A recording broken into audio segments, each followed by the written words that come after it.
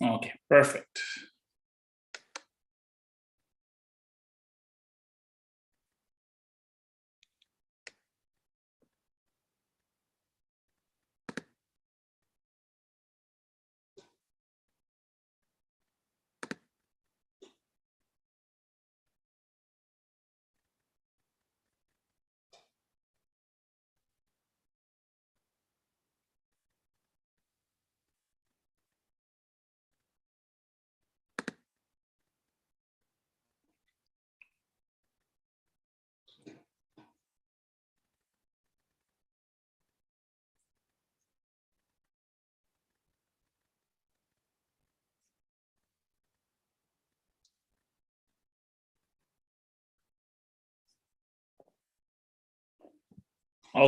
Okay, so let's see how this is gonna go. Perfect, perfect, perfect.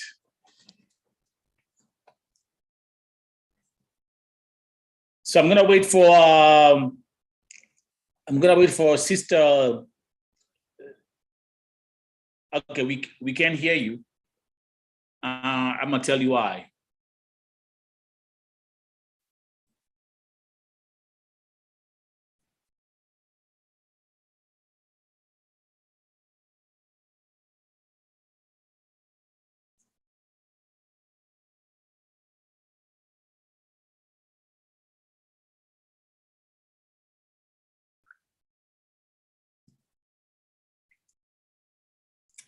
Okay, folks, welcome to Vote TV primetime show at 9 p.m.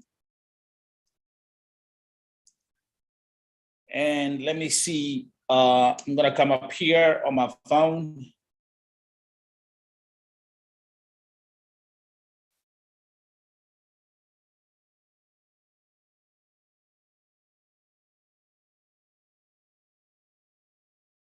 Okay, can you? Lima, can you hear me?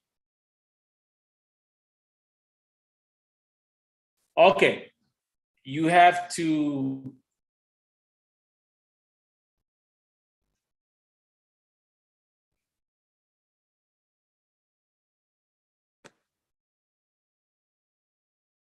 You have to unmute.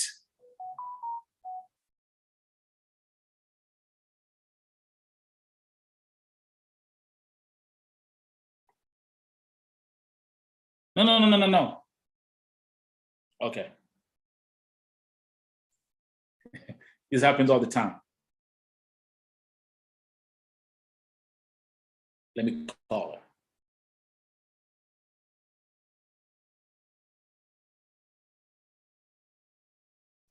Okay, guys, if you're tuning in, just keep on commenting. I'm gonna check your comments in a minute.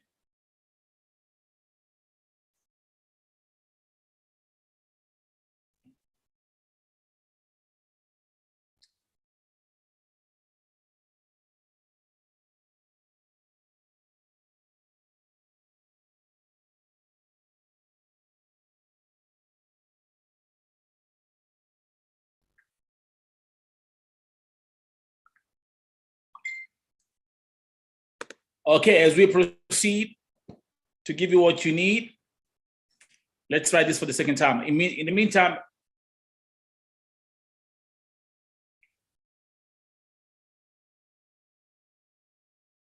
no, she's not connected. This is a problem that I have with the guests. If you're using Zoom for the first time, maybe. Let me see who is live.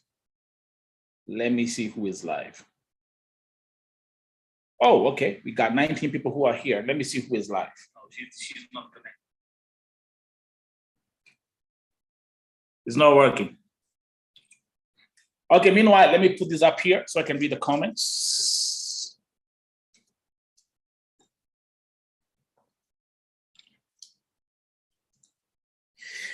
Bilha is here. I can see why Demon Nelson is here. Bombo Milka is here. Nakwambia show ya leo Jackie, what nigotea watu as she continues to fix her system. Let me see. Gakware, JB Debbie is in the building. Grace Mongai is in the building. Fatma Nasmiu. Ukiona Fatma ameingia, ujue show imeanza. Okay. Mary Peshke is in all the way from Jam. Nakwambia show ya leo iko dhitima. Leo niko na guest wengi sana and wacha kwanza nani aendelee kuconnect audio yake. Let me kwanza nigotea watu. Moses Kokach, Mutura Nitamureo. Twende kazi. Omi Kakware. My weekend was great. My weekend was amazing. Yesterday, I was just Netflixing. I was Netflixing and chilling. Sunday is my day where I want to relax. I want to rejuvenate, get new energy, sleep as much as I can. That's what I do. Milka anasema the pledge is done. And with that said and done, actually, Pastor Njeru will also be joining us in a minute. Perfect. Thank you. Okay, finally.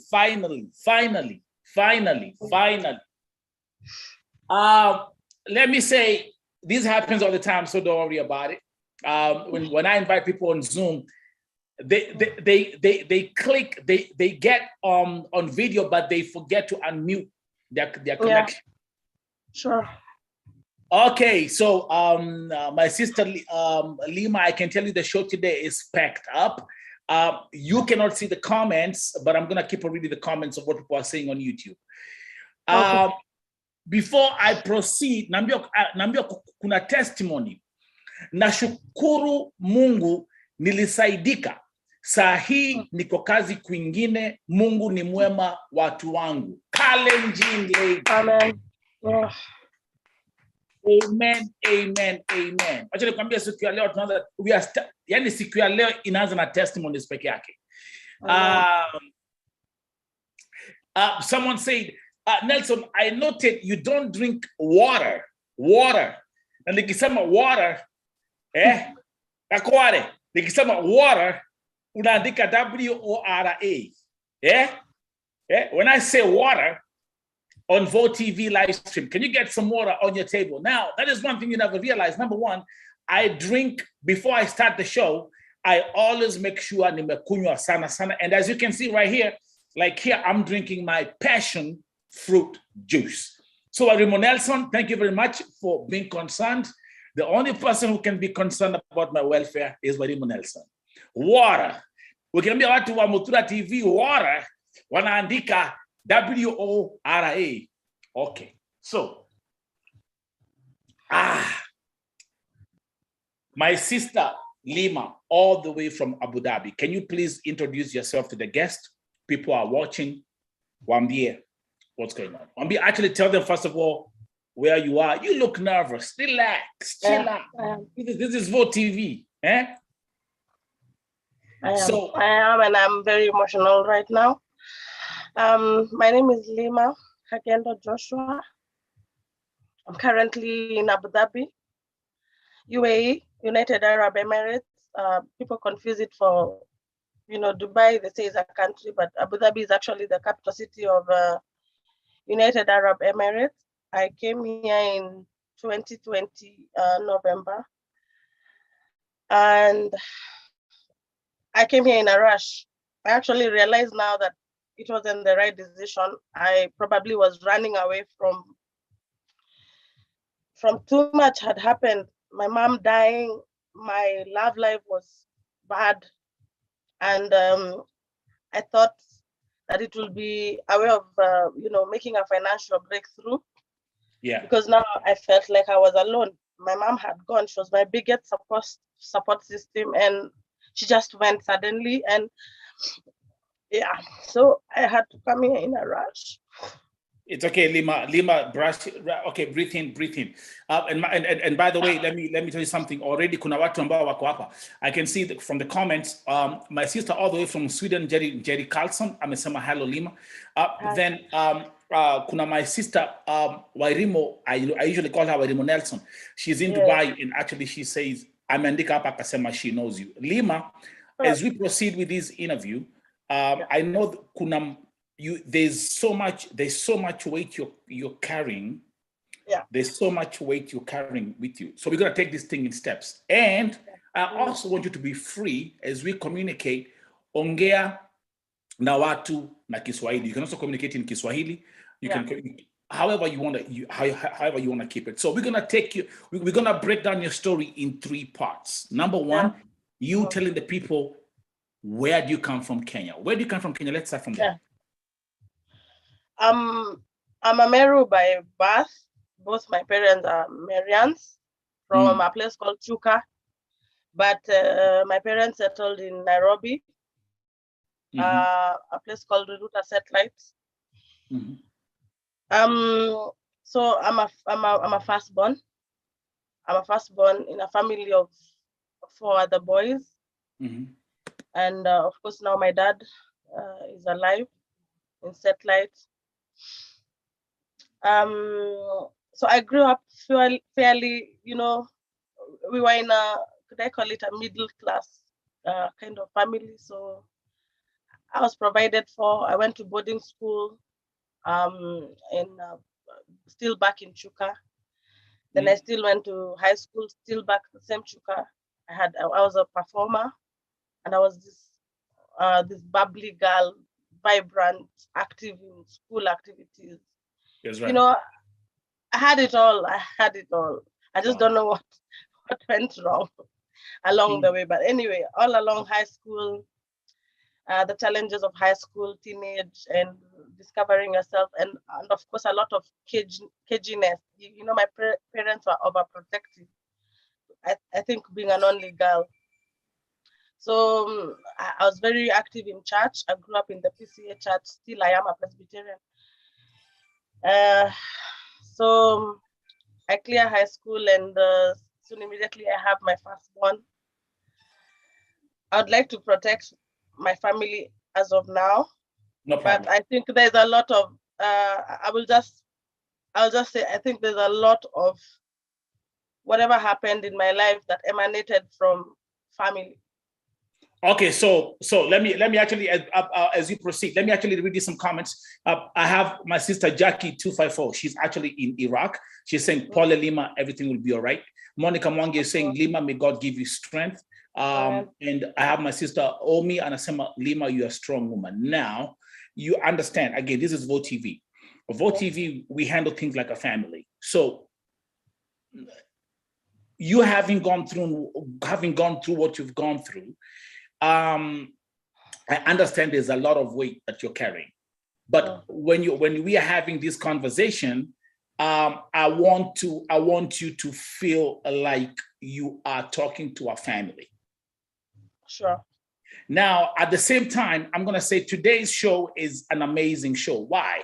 Because not only do I have Lima as my guest, but I also have 2 other people who will be joining me today. I have Pastor Njero, and I have our sister, Edith Nafula. I don't know whether you've been checking my Facebook page or my YouTube channel, and you've seen this lady called Edith Nafula, what we've done for her. So today is a day that we're also going to give testimonies. Pastor Njero, welcome. Ebu salimia atu kwanza. Niko na my sister hapa, Lima, all the way from Abu Dhabi. Salimia atu, Pastor Njero.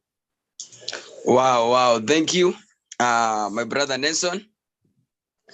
Na asante pia kwa kunikaribisha hapa katika 4TV. Pia nisalimia watu wote wenye wanatutazama. Yes. Mahala popote walipo, Mungu wabariki sana na watende mema. Amen. Na niwashukuru ni kwa sababu ya kujitolea kwao. Amen. Na ile kazi nzuri ambao wanaendelea kuifanya. Mungu wabariki na watende mema. So Pastor Njero, utakaa hapo, wewe ndio utakuwa I always like having you, unakuwa hapo na nishikilia tunapoendelea. Leo tunamhost dada yetu Lima. Lima ako Abu Dhabi na Lima amekwamia pale Abu Dhabi, na story yake leo nataka tuisikize, aongee na watu, aongee na Vote TV as we proceed to watch this broadcast. Pia ujue ya kwamba sister Pastor Njero, our sister Edith pia ako hapa. Okay? So let me go. So Capo, Pastor Njero, continue watching as we proceed, and then Sister Lima will get back to you. Sister Lima, endelea kutuambia again. So because ya yale ambayo ulikuwa unapitia ukiwa pale nyumbani, you then decided to go to Abu Dhabi. Start from there. So I don't okay. So anyway, I had my kids. My 20s were the most challenging.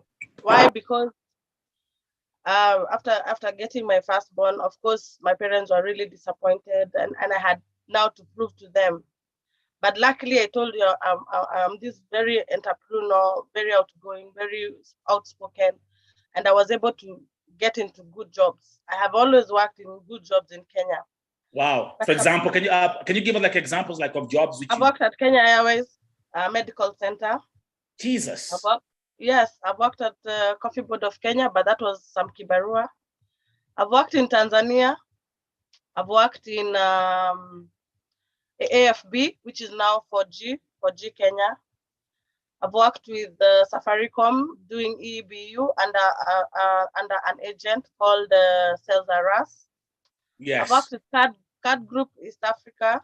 I've just worked in amazing. I've worked with DTB Bank doing bank assurance at the hub.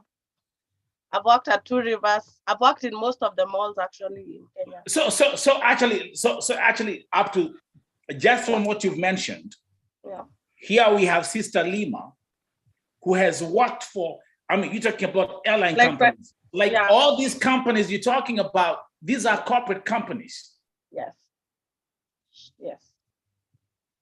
Yes. Let me ask you a personal question.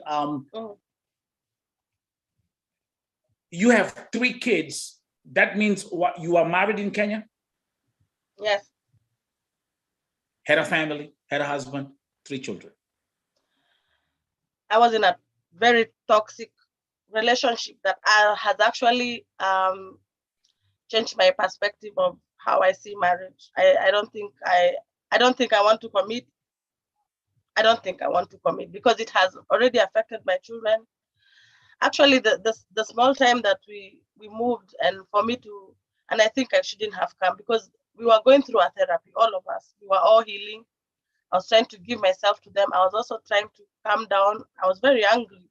I think I've been very angry for a very long time. And I think my kids felt it at some point until I made the decision to leave this toxic marriage in 2017. So, and I left with nothing. I said, we're gonna start again. Actually, my house still doesn't have anything, but we were okay. We were really okay. We were fine. So 2017, you're married. Now when I officially like I am not going back. Yeah. Wow. So can you please let me tell you something, Lima. My chat is flooded. Let me read you some comments. Okay. Jerry Carlson, Lima, wow. Lima seems to have been a very hard-working lady. Let's go to Shiko Seyanto. Gakware saying, Lima, you are a strong woman, everything will be okay. Moses Kokach saying, anger is a very slippery slope. Monica Mongi saying, you are strong. Now, do you understand when I tell you what makes Vote TV different is because this is a family. It is. It is. It is. A woman who has worked in major corporate companies. Yeah. True. A mother of 3. 3. Mm-hmm. Not uno, not dos, not cuatro. 3. Yes. Yeah. 2017, your marriage officially comes to an end. Yeah. You say enough is enough. Yeah. So what happens after that? So I move out of where we were actually staying, and I hide myself somewhere. Wherever I'm actually staying is more of a hideout. Though he eventually found out, but when I came this way, he's trying to, I'm sorry, come back. But I don't want any of it. But I've not tried to show him I'm because I'm also protecting the kids. I don't know whether he would grab one of them and run away. Anyway, I'm just that is how it has been. So, and I was thinking, oh, maybe you thought I came here now, I'm already rich, and maybe, I don't know. I just don't know his mind. Though he says, I forgive him. I have forgiven, but I need to heal. Like I have medical records at Nairobi Women for treatment. The doctor used to ask me, why aren't you leaving? And I don't know. I didn't have an answer. Huh? My eyes have had trauma. I've gone to Lions and they tell me you have a treated trauma. And I squint a lot sometimes out of, So to cut the long story short, so I attach myself again to now I do a transfer to another church in my area. And they were really, really supportive, really supportive. I participated in church like wholly. I sing, by the way, I sing. And in the process you sing? I do. And in that process, one lady where I had moved into, she's called Mrs. Joroge, actually sponsored my first my first audio. Well, I think because I was still having challenges of finances, and 3 children is not a joke. And trying to also listen, Lima, I gotta tell you, three children. Listen. I know how much. I know how much childcare takes. Okay, I'm in America. I know how much childcare takes. Let me first of all, again, as we proceed, because kuna comments mingi sana ambazo zinaingia hapa, and I have to try to multitask. Let me read the comment from Esther Wanjiko ambaye anauliza, mimi nauliza ni yule mama watoto wake walikuwa wametembelewa na mtu wa tuko. Now, if you're asking that question, the answer is Esther Wanjiko, yes. Huyu ni yule mama ambao watoto wake walitembelewa na timu ya tuko, na baada ya interview ya tuko, Lima aliniandikia directly on Facebook. Was it on Friday? Was it Friday? I think it was Friday, right? I had actually written to you before, but I don't know. Yeah, I'm always busy. Yeah, I don't see these messages sometimes. You missed it at some point, but yes.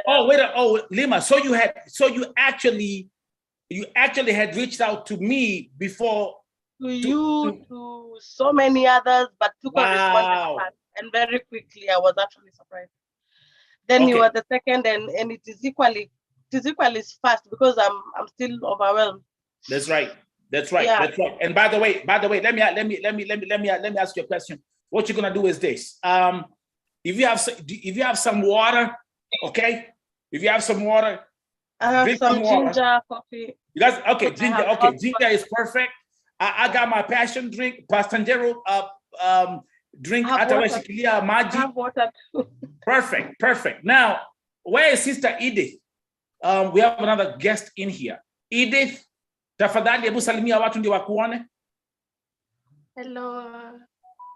Hello, Lima. Henry. Edith is here. Hello. Edith is here. Thank you very much. Sister Edith is here. So nakwambia show ya leo iko packed. Okay? Show ya leo iko packed. So let's go back to Lima. So Lima, here we are. Toxic relationship, end of the marriage, you move out, go to a hideout.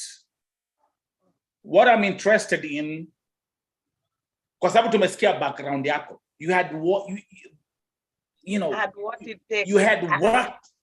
It was amazing. I mean, I'm not shy. I'm a go-getter. I can see. I'm very ambitious. I am this person. I know myself. I am this person, but I have really been dimmed by a lot. I don't even know where I grade myself right now. I'll be better when I see my kids. I will bounce back when I see my kids. Okay, talk about that. Can you please tell just tell the viewers how many kids you have and how old are they? Yeah, so I have 3 kids, 2 boys and 1 daughter, my lovely daughter. Dwayne Kamau is 21 years, born 2000. Shadrach Moge is 14 now, born 2007. And Hadassah is 7 now, born 2000. That's a very powerful name. Hadassah, yes, is a very powerful Zawadi. name. Hadassah Zawadi. Hadassah Zawadi. Wow. Yes. Wow. You know, Hadassah is a very powerful name. It is. I know. I actually wanted to change my name, but God gave me a daughter, and I gave her the names that were attributing to what I wanted. Hadassah Zawadi. The changes I wanted. Hadassah Zawadi. That's a yes, very powerful name. I love the name. I love the name. I had gone through a lot of spiritual warfare. Yeah. But I didn't think, nobody understood, because I was very crazy. Like, I was very crazy. I had a crazy side and I had a very godly side until I actually left that marriage. I did deliverance, but you know, deliverance is a process. Yeah. So I'll tell you that because, you know, because of whatever has happened here, now I know you can lapse, like the deliverance. I don't know if the deliverance can lapse, or you can lapse and still go back into another warfare, another warfare. You know, the good thing is, Lima, I have Pastor Njeru. So actually, Pastor Njeru can talk about that, about deliverance, and about so we talk about that after you speak. But anyway, go ahead. Exactly. Mm-hmm. Yeah. So okay, so come 2019, and my mom is a bit sickly. My mom used to work at Kenyatta Hospital. She was there for 38 years. So we were well taken care of medically, you know, because she was a staff kids. Anyway, so she starts becoming sickly, and you know, and my mom is this lady who takes very good care of herself. So come 2020, and now it gets a little bit worse. She's limping, she's blah blah, and eventually she goes into hospital. And from the day she stepped into hospital until she died, it was just one very quick, you know, and very sudden. We just didn't understand. For 4 months. Was this? So when those was 4 months. this? So you say your mom got sick? Yeah, 2019. She was admitted in November. So she stayed in the hospital from November, December, January, February, March. On 23rd, she passed on. And COVID had just hit, so we laid her down on. We laid her to rest on 31st of March. It was a 10-minute service or thing. It still hurts me. I still think my mom is alive, you know.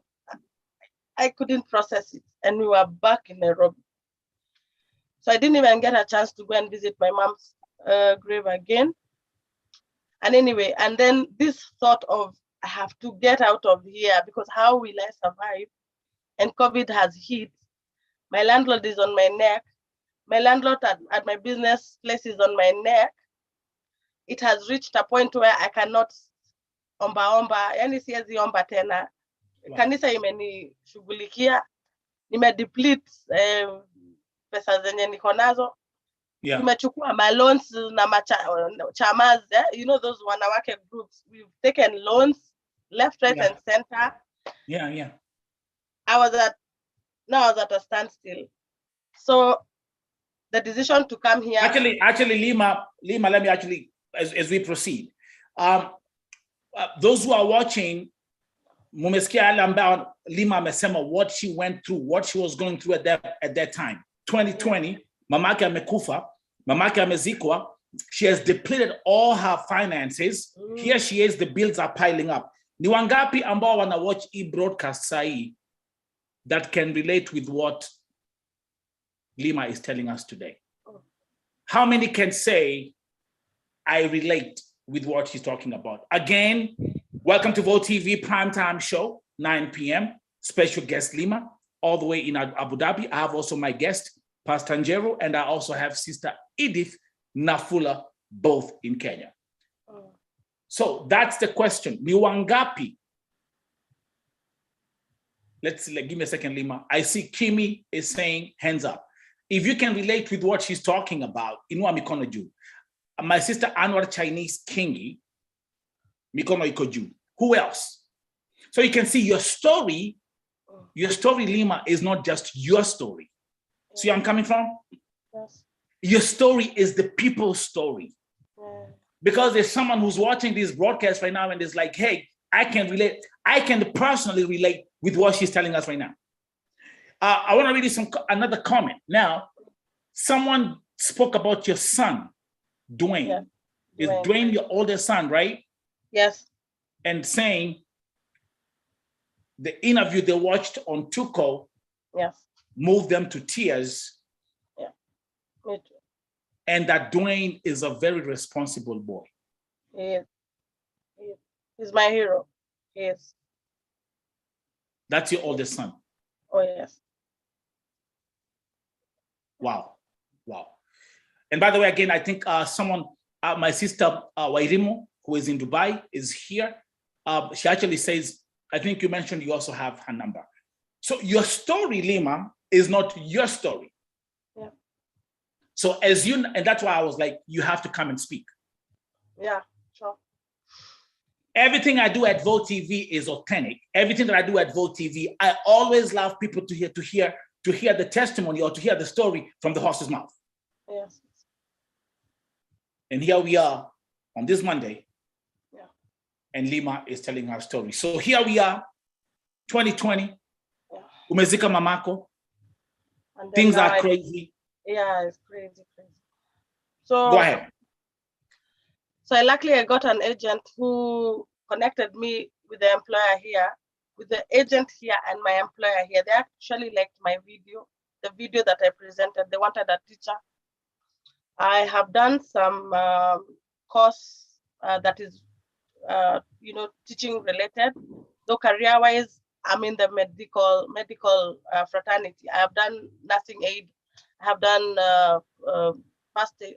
HIV testing and counseling. I'm qualified. First aid at Red Cross. Unfortunately, those are not the things I came to do here, and yet I know I had a chance. So anyway, this agent organizes teaching for me. Yeah. So luckily, I fly out in November, and immediately they closed the borders. So I was actually, according to me, I was lucky.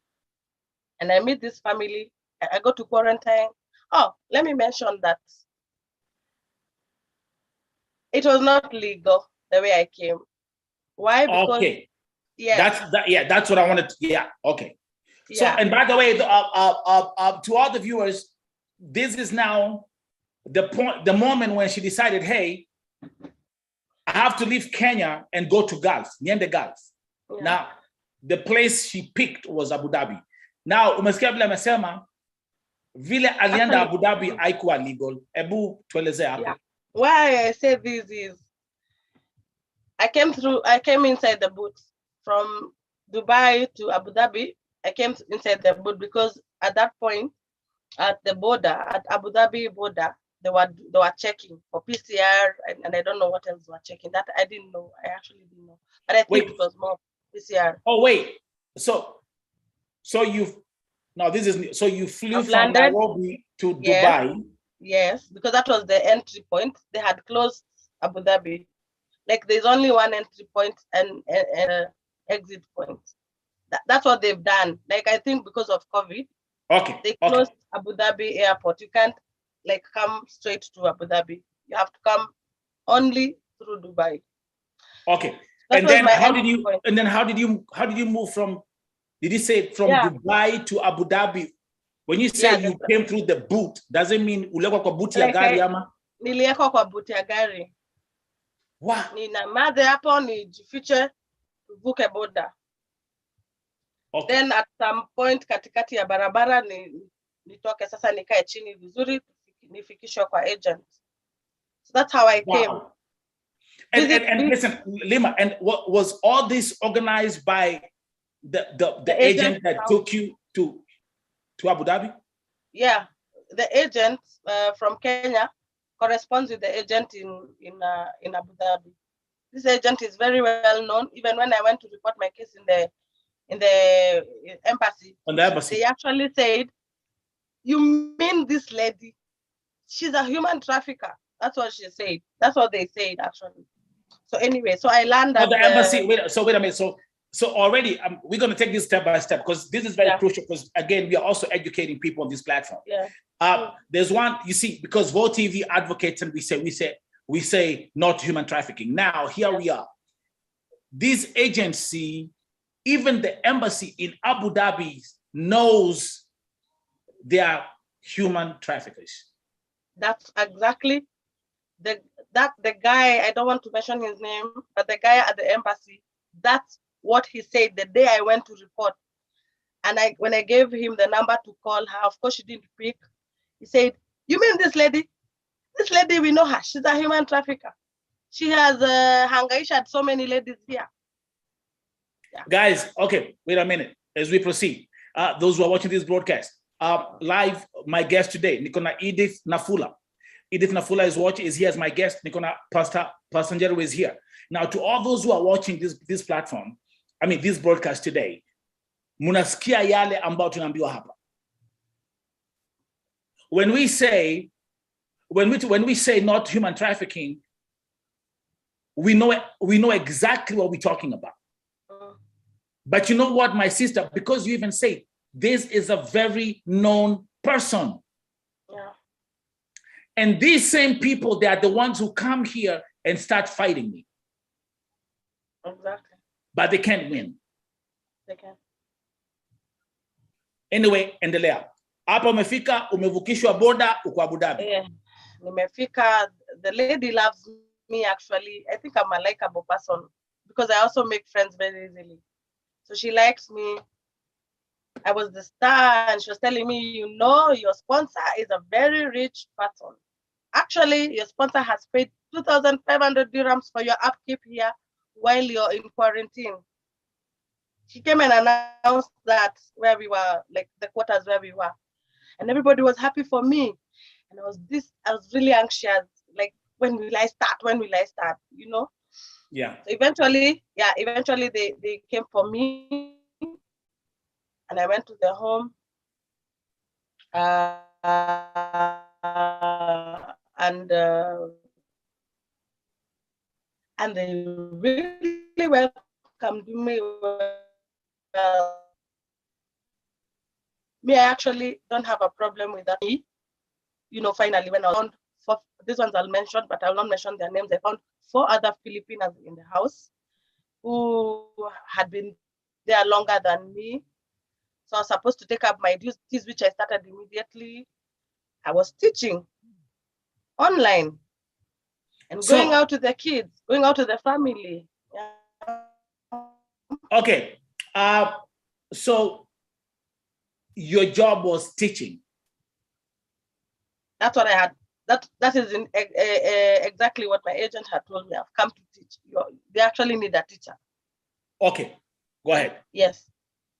But 2 weeks down the line, we start having some friction with these Filipinas. One, they were calling me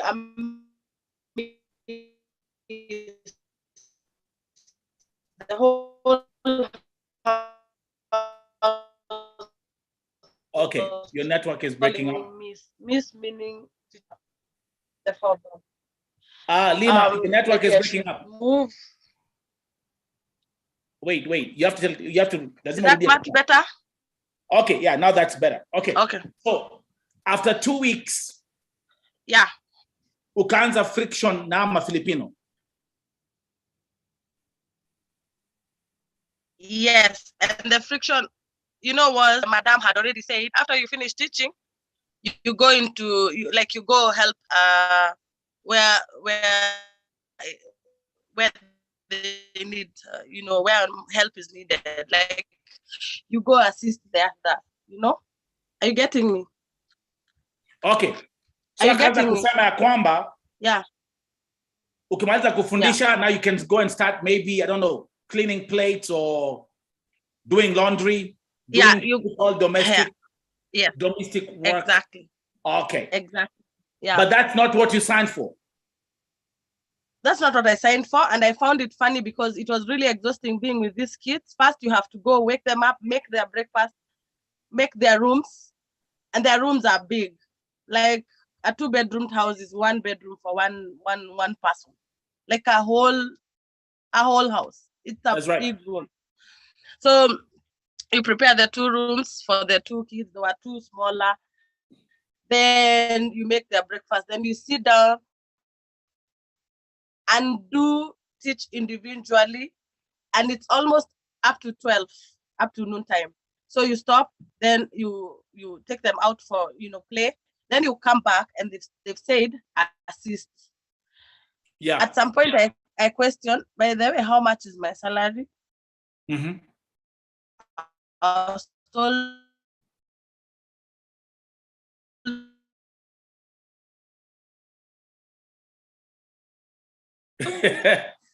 okay. Her network is freezing again. Now, because her network is frozen.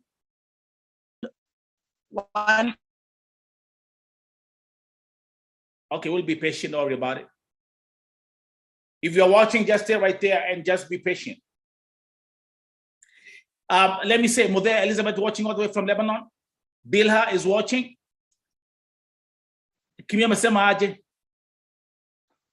Oh, by the way, if there's one here is working with Filipinos, please avoid them. We're so jealous, especially if you're eloquent in English.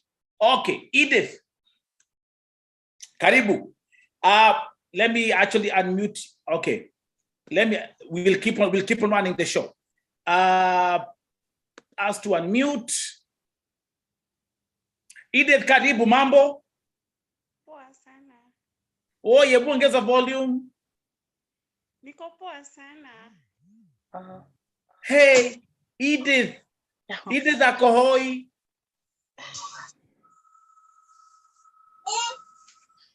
Edith. Pastor Jeru. Yes, my brother. Yani,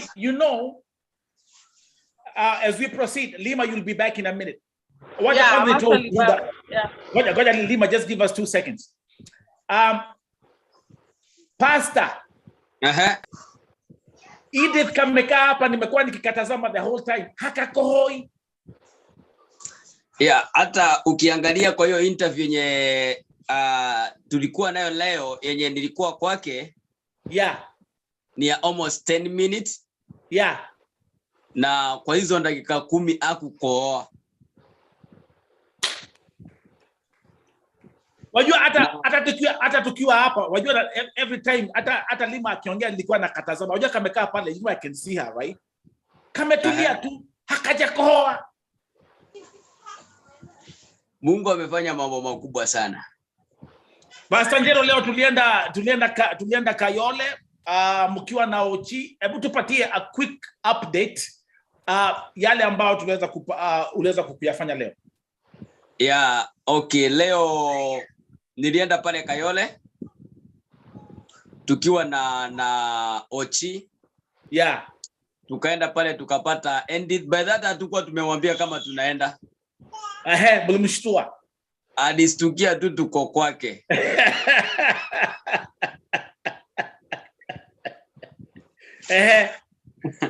Tukampata alikuwa ametoka kununua mafuta ya taa apike. So tukaongea na yeye tukaangalia vile alienda hospitali. Yeah. Vile anaendelea ako sawa, na niliongea na yeye almost kitu kama 30 to 40 minutes tulikuwa kwake. Wow.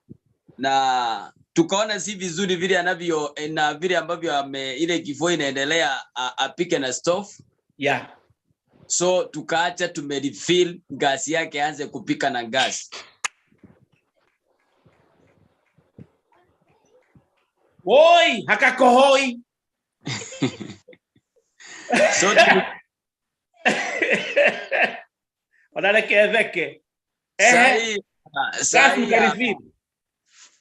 tukarefil gas, tukamwambia spike na nini na stove kwa sababu ya ule moshi. That's right, kwa sababu ya kifua. Inaweza ikamuaffect. Yeah. Na tukamwambia either kesho ama Thursday, manake nilikuwa nataka Wednesday tuende tuangalie ile nyumba ilipeanwa na Nancy. Yeah. Ile nyumba yenye Nancy alipeana. That's right. Tuende tuangalie. Yes. Tuone vile ilivyo, vile inataka. Ndio hiyo. Ndio Thursday tuweze kuipeleka vitu zenye zilipeanwa. Ile nyumba Wednesday tukiona vile ilivyo, Nancy atatuelezea mahali iko. Yes. Yoshue. Yes. Itengenezwe vizuri Thursday, vitu zipelekwe. Yes. Vitu zipelekwe, mattress yanunuliwe, kitanda iende. Yes. At least aanzishe maisha upya. Sasa wajua, ndio ujue Mungu ni Mungu. Nancy alikuwa amenitumia contacts za yule mtu ambaye anaangalia hiyo nyumba. Na yule mtu ambaye anaangalia hiyo nyumba ni bishop. Wow. Wonderful. Ni bishop. Wonderful. Wewe vile nitafanya? Nitakutumia namba za bishop. Wow. Utapigia bishop simu. Alafu uende usafiri huko, muende huko mkiwa na uchi, muende muangalie hiyo nyumba. Yeah. Na by latest Thursday hiyo nyumba tuanze kuifurnish. Yeah, Thursday, Friday hapo hivyo, hii wiki tutashughulika na hiyo mambo. Yes. Tuweze kuifurnish at least. Hata watu wameona kwa ile video, wameona ile maisha ambayo Edith anaishi. Yeah. Na ni vizuri kama vile ambavyo Mungu amemleta kwetu, Mungu aweze kumbadilishia maisha. Ndio hiyo. Ni kwa sababu Mungu hutumia mwanadamu. Yes. Ili yule mwanadamu akuwe baraka kwa mtu mwingine. Unalekenywe mango juice. Mungu atatoka mbinguni. Hapana. Akuletee pesa. Hapana. Mungu atatoka mbinguni akuletee TV ama kiti. Yes. Mungu atatumia mtu. Hey. Guys, nikwambie comments zile ziko hapa pastor, ukiziona hata nimeshindwa kusoma kwa sababu ni mingi zimekuja hapa, lakini naona emoji za makofi, naona watu wamesema huku kazi mzuri. Thanks be to God. Nancy Wairimo yuko hapa. Wow. Nancy Wairimo yule ambaye alipatiana nyumba. Hebu tumpigie Nancy Wairimo makofi. Wow. Amen. We hamwe. Nancy Wairimo. Nataka nikwambie kitu kimoja. Pahali Nancy ulipo, pahali utatembea, ukitembea hivi unapata mazao, hii mguu ingine unapata mazao, kila kitu ambacho utakuwa unaguza utakuwa unapata tu ni mazao. Mtu amejitolea. Akasema shika nyumba hii uende uishi. Who does that? Well. Yeah, na kupitia kwa hiyo najua kwamba Mungu atabariki hao wapendwa sana, na wenye wamejitolea kwa 4 TV. Yeah. Najua Mungu atawabariki sana. Ni kwa sababu wale watu wenye wanasaidika kupitia hawa watu ni watu wengi sana. Yeah. Leo nilikuwa naangalia ile mambo yenye iko mbele yako yanayohitaji fedha. Ni watu wengi sana wanahitaji msaada. Yeah. Nikiangalia kama kuna huyu Beatrice. Yeah. Ni wengi ambao wanahitaji msaada. Yeah. Na sisi ambao Mungu amepea uwezo ule kidogo kile ambacho tuko nacho, yeah, acha tukitumie kiwe baraka kwa mtu mwingine. That's right. na kupitia hayo najua kwamba Mungu atakataa kutenda kwa sababu ya maisha yetu. Wow, wacha nikwambia kwamba again, thank you very much Pastor Njeru, waking up early in the morning, ochi kuamka leo asubuhi. Ile sacrifice watu wana make on the ground, iku sacrifice time. Wale watu ambao wako hapa Vote TV family, my Vote TV YouTube family, let me tell you something. Kama nilivyosema, Vote TV, this is a legacy.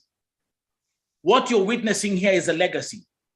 And let me say also, Pastor ukae hapa, as you can see tuko na our sister Lima. Lima ataendelea na story yake, tuendelea kusikia zile changamoto ambazo anapitia Abu Dhabi na pahali mambo imefika. Kama mlivyosikia nyinyi wenyewe, mumesikia vile Lima alivukishwa Abu Dhabi. Tuanzia hapo, Pastor. Maraiki Obuti. Hata mimi ndio nimeshangaa na hawa watu, manake au comes umemtoa mtoto wa wenyewe taifa la Kenya mahali ambapo alikuwa sawa, then unamdanganya. Nimesikia Alima akisema alipelekwa pale kama mwalimu. Ilikuwa kwa mwalimu, yeye alikuwa anajua anaenda kufanya kazi ya walimu. Lakini alipofika pale mambo ilingeuka. Mpaka anabebwa kwa mbuti ya gari kama maabusu. Kwa hivyo inamaanisha kwamba hii ilikuwa ni direct, hii ni human trafficking inaendelea. Wajua kuna kitu moja Lima amesema as we proceed with this broadcast. Kuna kitu moja Lima amesema. Lima aliporipoti huyu agent kwa embassy ya Abu Dhabi, embassy ya Abu Dhabi ilisema yenyewe, huyu tunamjua, she is a human trafficker. That's the embassy. Na huyo mtu unadhania akijuliwa kitambo hiyo embassy imjue ni wasichana wangapi ameuza? Yes. Sasa hapo my friend, tutaendelea kumsikiza Lima na kuambia yale mambo ambayo atatuambia hapa. Najua leo watu and that's why you find it, Lima. That's why you find them every time they try to fight me and come in with all these nonsense, is because what we are doing, Vote TV, we are shedding light on the path of darkness where they've left a trail. That's what we do here. We shed light on the path of darkness that they have put upon humanity. That's all we do here. Now, watch our JV pastor and those who are watching here. Hatumuogopi, hatubanduki na hatupangwingu. Hiyo ni kweli. Sisi ndio wengi. Na hebu nikwambie kitu moja Nelson.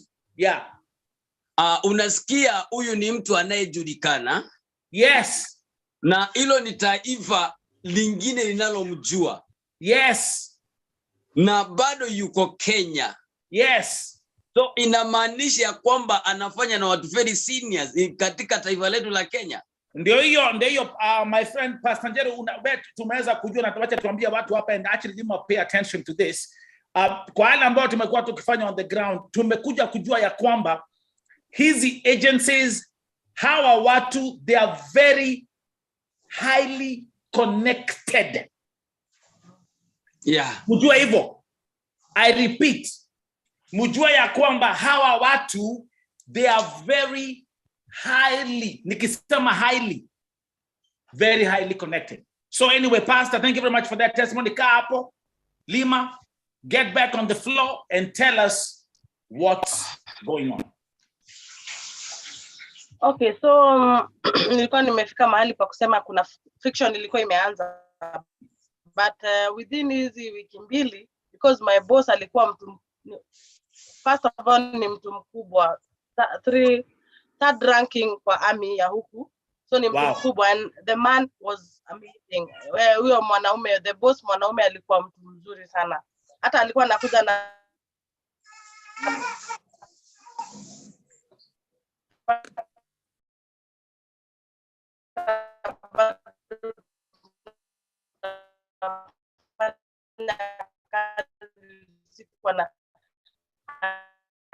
anaambia mama ana zake anapeleka kwa laundry. Unanipata? Okay, endelea. Yeah, kama tutangengana. Tutapambana. So kama ni nguo zake unapata anapeleka laundry, anataka to save the problems of too much work. He was a good man. Generally the whole family loved me, but kumbe it's a show off. Wow. That day, that material day, 2 weeks, actually those 2 weeks walikuwa washanifanyia kila kitu, like medical, like PCR, everything. Mimi nilikuwa nimekuwa sorted. And one day walitupatia kama off hivi, wakaenda holiday, I think, whatever, and they sent me my medical card. So walikuwa wamesort kila kitu. And they actually really liked me. That one I know, I could feel it. But the day I knew it was a show off is now towards the end of the month. First of all, ilikuwa imechelewa. Na nikauliza, I came here on 25th. Mbona 25th ishafika? Please, I need to send my kids wako peke yao. By the way, my kids live alone in Kenya. They don't, hakuna mtu anawachunga, wanakaa peke yao. So okay, I need to send money to my kids. So huyo mwanaume, the boss, akaniambia tunalipanga tarehe 1, so nitakuhesabia hata hizo siku. But on this fateful 28th, I woke up as usual. I went to clean some rooms down, but we always used to vacuum. This is morning time before 10 o'clock, before you do your breakfast. You do breakfast at 10, but morning ukiamka, you have to do some work. So I went to clean some rooms. Then one of the ladies, there had been some tension building. Yeah. Yes, I'm really trying to, like, nini, what is it? Yeah. Me, I'm that type. I don't know how to keep grudge. Na sipendi kunyamazia mtu, na sipendi kunyamaziwa pia. So I never understood what is the problem. So hata mimi niliingia tension. So anyway, on this fateful day, I go clean the rooms. Then this lady comes and cleans again. Then I'm like, I have already cleaned that room. All we need to do, tunangojea watu waamke. Unajua uko wanaamka 12. Tunangojea waamke, we go vacuum. That is all that is remaining. Do you know how she answered me? First, we had language barrier because I'm English speaking and the English was a bit bad. So but we could understand each other. Is that she chose this moment to enact whatever they had planned. So they called the firstborn lady, and she says, "Nimemwongelesha vibaya." I'm like, wow. I just told you, I've cleaned that room. Inabaki ku vacuum peke. And so the firstborn lady takes it up, and she's like, "You, Lima, you've made yourself the boss." By the way, let me first of all say, I am a leader. Most places I come out as a leader. Let's go. Delegate. Yeah. So let's go. It was natural for me to come out that way, the way they saw me. So unajifanya huku wewe ni nani sijui nini and I was like, no. I think tumekuwa na these two small cases, and I'm not understanding what's going on. If you people can, like, tatua hizi maneno vizuri, and we have cameras. You guys told me you saw my work. You saw me working. Then what is this? Like, suddenly what has happened? So it was very heated, and I thought, and this the owner of the mama of the house is very threatening. Once she was telling me, "You are very jealous about me. When you saw them doing my birthday, you were feeling bad. Why were you feeling bad?" Oh my goodness. What are you talking about? Then she tells me, and so I just told her immediately. I just told her, because I thought, hey, what one is a turn against me anyhow. I have had stories. I said, take me back to my agent. So this now aggravated her even more. Remember, I've only been here 1 month, but now there's so much animosity. I am actually not doing my work. I'm not concentrating. I have this tension. Wow. So she asked for a garbage bag so that she can put all the things she had bought for me there, and she ordered for gloves and erection heavy, like I don't know, like I had stuck things inside my body. She actually frisked me. Anyway, she made me feel so bad, so dirty, so what? She threw those things in the garbage, called the driver took me back to the agent. I went back crying. I asked them for my money. They said, what money? What money? In any case, you're the one who's supposed to pay us. And I'm like, I'm supposed to pay what? Anyway, I go back to the agent. The agent, is like we were friends. So she didn't even ask me. She just listened to the story. She said, it's okay. She just said, no, that part of anger. First, wachukue simu wa delete kila kitu yenye. They just delete things there. Photos, they think you took photos. Anyway, so they had given me a present at some point. I had graduated virtually nikiwa huko. There was a course I had done back home. Police. Yeah. So I had graduated there. They had given me a phone. They took it. They wiped away everything. They took their SIM card. Wow, nikarudishwa kwa agents. After like 2-3 days on 2nd of January, nikapelekwa kwa Lima, as we proceed. Yes. Let me read a comment from Lina Tonui. Nelson, ask Lima the number of her kids. I can send them something small for food. Kindly, he can I say it? Yeah, say it. Yes. The number. Oh, okay. So wait a minute. Can please the moderators mkue tayari? You can pin the number for her watoto wa Lima. So actually the number. Yeah, go ahead. Yeah, I wanted to say the number. The number is pinned there. It's actually my M-Pesa number. Okay, and what's the number? Okay. 0713 704 333. And the reason why that number was pinned there and not my son's number, my son is still not money mature, and I don't mean this in a bad way. I trust him, but there was an incident, I am the mother. I have always taken care of them. Yeah, and whatever they need, as long as the money is there, you are the mother.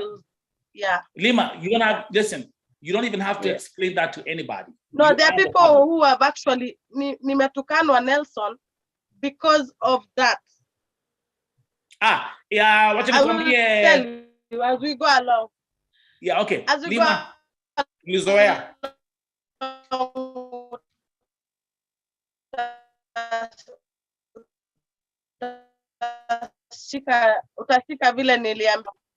utashika vile niliambiwa. Very bad things by Kenyans, by the way. My sister Lima, let me tell you something. It's called life. Okay? Yeah. At the end of the day, listen, you know what you're going through. Okay? Yeah. Imagine again, nasikia hata tuja Pastor Edith na wale ambao wanawatch hapa. Mnasikia hata tujafika interview nusu, mnasikia already Lima anatuambia vile ameanza kutukanwa na Wakenya.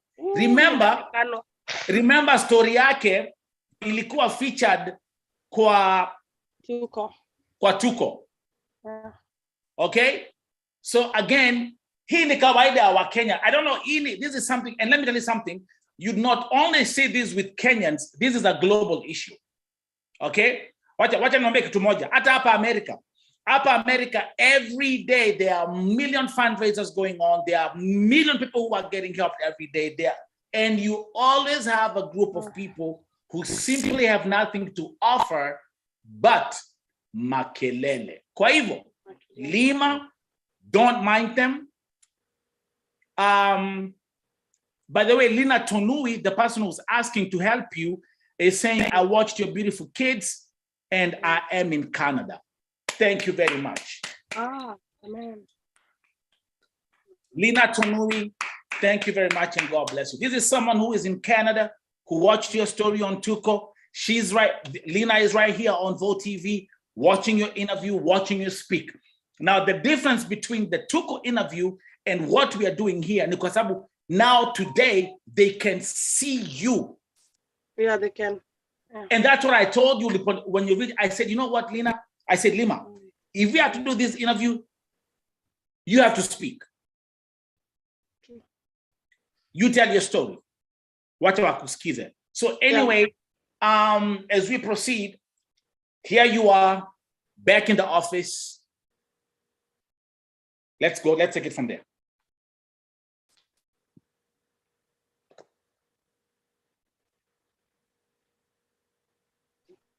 No pay.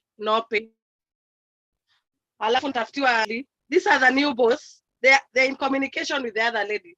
So can you imagine what they are talking? The other lady is even accusing me of stealing her son's trousers. And I'm like, here's my suitcase. You know, we were told not to carry so many clothes. So I came with a small suitcase. Like, here's my suitcase. Search. Like, where could I have hidden it in this small suitcase? So search. And I don't know, she also took a dislike to me. She took a dislike to me. I was also teaching in her house and doing a lot of work. That's right. Working as a kadama here is killing you. I mean, we are Africans, we have the stamina, but it is back-breaking work. These people literally don't give you space to rest. I don't know, their houses have, some of my girls here have told me they have some good bosses. I don't know, I just landed into one mess, but I know why. It's because me, I can challenge why, you know, I can speak out, but I don't do this with, you know, for the wrong reasons. When you want to understand thing, you know, it's only right for you to inquire. So anyway, so this one also ends up taking me back to the agent. And now she even threatens me. I will call the police because now I'm asking her for my pay. This is the second house now. And then she tells me, and I will even slap you. At this point, hata mimi nilikuwa nimekasirika nikamwambia, you there? Because you'll have to explain to me why you would be slapping me. What have I done? And he just told me in the morning, wake up, bring your suitcase, dress up, we go. Just like that. What have I done? I have been breaking my back here working, and you have literally not realized she had 3 small babies. And I love babies. At some point in my, I love babies. Me, I've actually had an adopted son who, after the marriage broke up, people were like, you don't say, you are actually, this was actually not your baby, you know? So I stayed with that kid very well. Anyway, so I'm taken back to the agent's office, of course, again with no pay, and then now kichwa ikachanuka. No, I have to do something. Because my agent is still telling me, prepare yourself again, I'm taking you to another house. Oh, and you know, in every house she gets paid. I understand she gets paid 8,500 to get a kadama. Okay? That's good money for her. 8,500 dirhams. Sorry, dirhams. So you say our rate now is at 32. Call it 31, 32 now. That's really good money. That's right. So yeah. So now I figure out, no, I have to do something. Most of these places have Wi-Fi, free Wi-Fi. So I connect, I do my Google map, I find a way, nitatoka hivi, and I will not run. Mark you, this lady, we know each other. So I didn't have a reason to like run. I just walked out of the gate. On 30th of January, I walked out of full ladies, wonderful souls hosted me for 2 days. And then after that, I was on my own. But of which the embassy had already sorted like my case. My case was, these people bring back her documents. That's all we need. Of which this mzee hakuwa anataka mambo mingi. But I remind you, I take you back. This agent here has some guys working in immigration. I think her sister and the son. And she always threatens with, I'll put you an abscond. You understand? She threatens that a lot. Wait a minute, Lima. The lady from Canada is asking, what's your second name?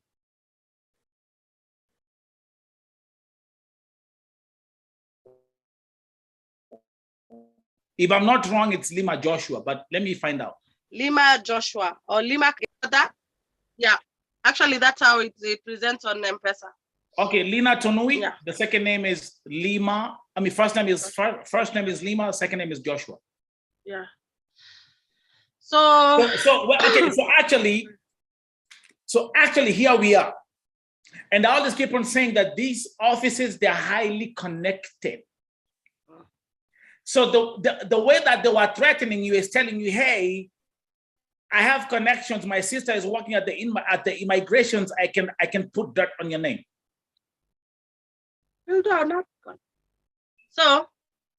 So eventually my former boss brought my documents, and I was lucky. I had my Emirates ID. Having an Emirates ID, some like Bibarua's entry points, some things there. I could easily pick money, and you will get to understand what I said about the picking. So the embassy sets me free. So I was actually, they canceled my visa on February 12th, February 12th, but they brought the passport to the embassy on February 14th. I remember they had delayed with those 2 days. So are we talking about February 14th last year? Last year now. Sorry, last year. Okay.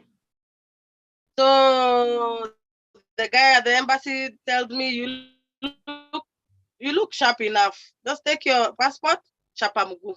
Here we don't offer like accommodation or any other help. That is the much help we could assist. And I actually come and I reached out to my dad. I don't want to shame my dad, but I reached out to him at 5,000 to do a visa change. Please, Miss Idea. Of course, my dad was angry and he said, go to the embassy and they deport you. Anyway, at that point, it had already become shameful. It had hit me. Sasa nilikuja huku kufanya. Wow.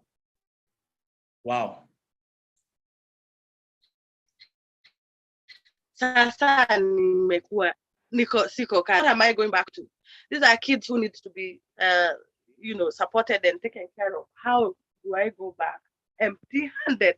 And that is the reason why people get into more overstay. The overstay grows and grows and grows because of the shame of coming back home empty-handed. So that's right. wanangoja in the hope of I'll get a job because there are some employers who will make visa change for you and wipe away your or at least commit your salary, a part of it, to be paying whatever they pay for you. Yeah. Which was my case. Least did I know that they actually put an abscond. Also, I'm actually waiting for the status tomorrow, which I will update you. Okay. But yeah, well, let me just not talk about it. We are actually waiting for the visa status so that I can be able to update you on that, which will be, they said they'll call me tomorrow. Now the embassy. So life now starts. Abu Dhabi. I was a bit optimistic. Since I had my ID, I could do some things called picking. Picking, I don't want to go into details because we have other nationalities here. When you say other nationalities, African nationalities. African nationalities, okay. Yeah, African nationalities, including, actually my landlord is a Filipina and she's a wonderful lady. They are not all bad, but this one is specific. She's from God. Anyway, so what I mean by picking is like, you send me money, you can't pick that money. I pick the money is sent under me, so I give you the money and you give me percentage. You understand? Yeah. So because I had an ID, I could actually do that for some of those nationalities I'm talking about. Okay. That start with the letter L. And that is one way of how you survive.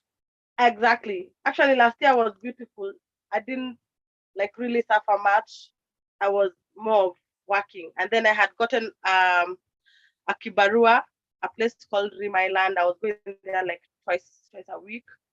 The kibarua continued up to about, no, the kibarua, I actually started after Ramadan. So between the time when I was given my passport and when I started the kibarua and also the picking, remember, that's when they brought my document. My landlord actually locked my kids outside the house one day in the morning on a cold day. It hurt to date because I begged her. I know my rent had really accumulated, but I really begged her to believe me. She told me, you went there to have fun, and it just felt like she had stabbed me, because that is not what I came to do. I was actually trying. So 2 weeks down the line, my kids wanahangaika tu, wanahogoeka huko tu, like they are nowhere. My son is somewhere. My second born son had told me, Mommy, I don't want to go to Satellite. Satellite is my home, where my dad is. Please, because I will miss on my classes, and I don't want to repeat. He knows what happened to the brother. The brother, because of this marriage issues, moving up and down, had to change school so many times. Yeah, and a lot of repetitions. Anyway, so let me ask you a question. Yeah.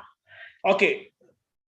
Here you are, all these shenanigans happening with the embassy, all these shenanigans happening with the agency. Here you are on your own. You're trying to survive now. Yeah. Where are the kids? Where are the 3 children now? I moved to a place called Kehara, Gashia area.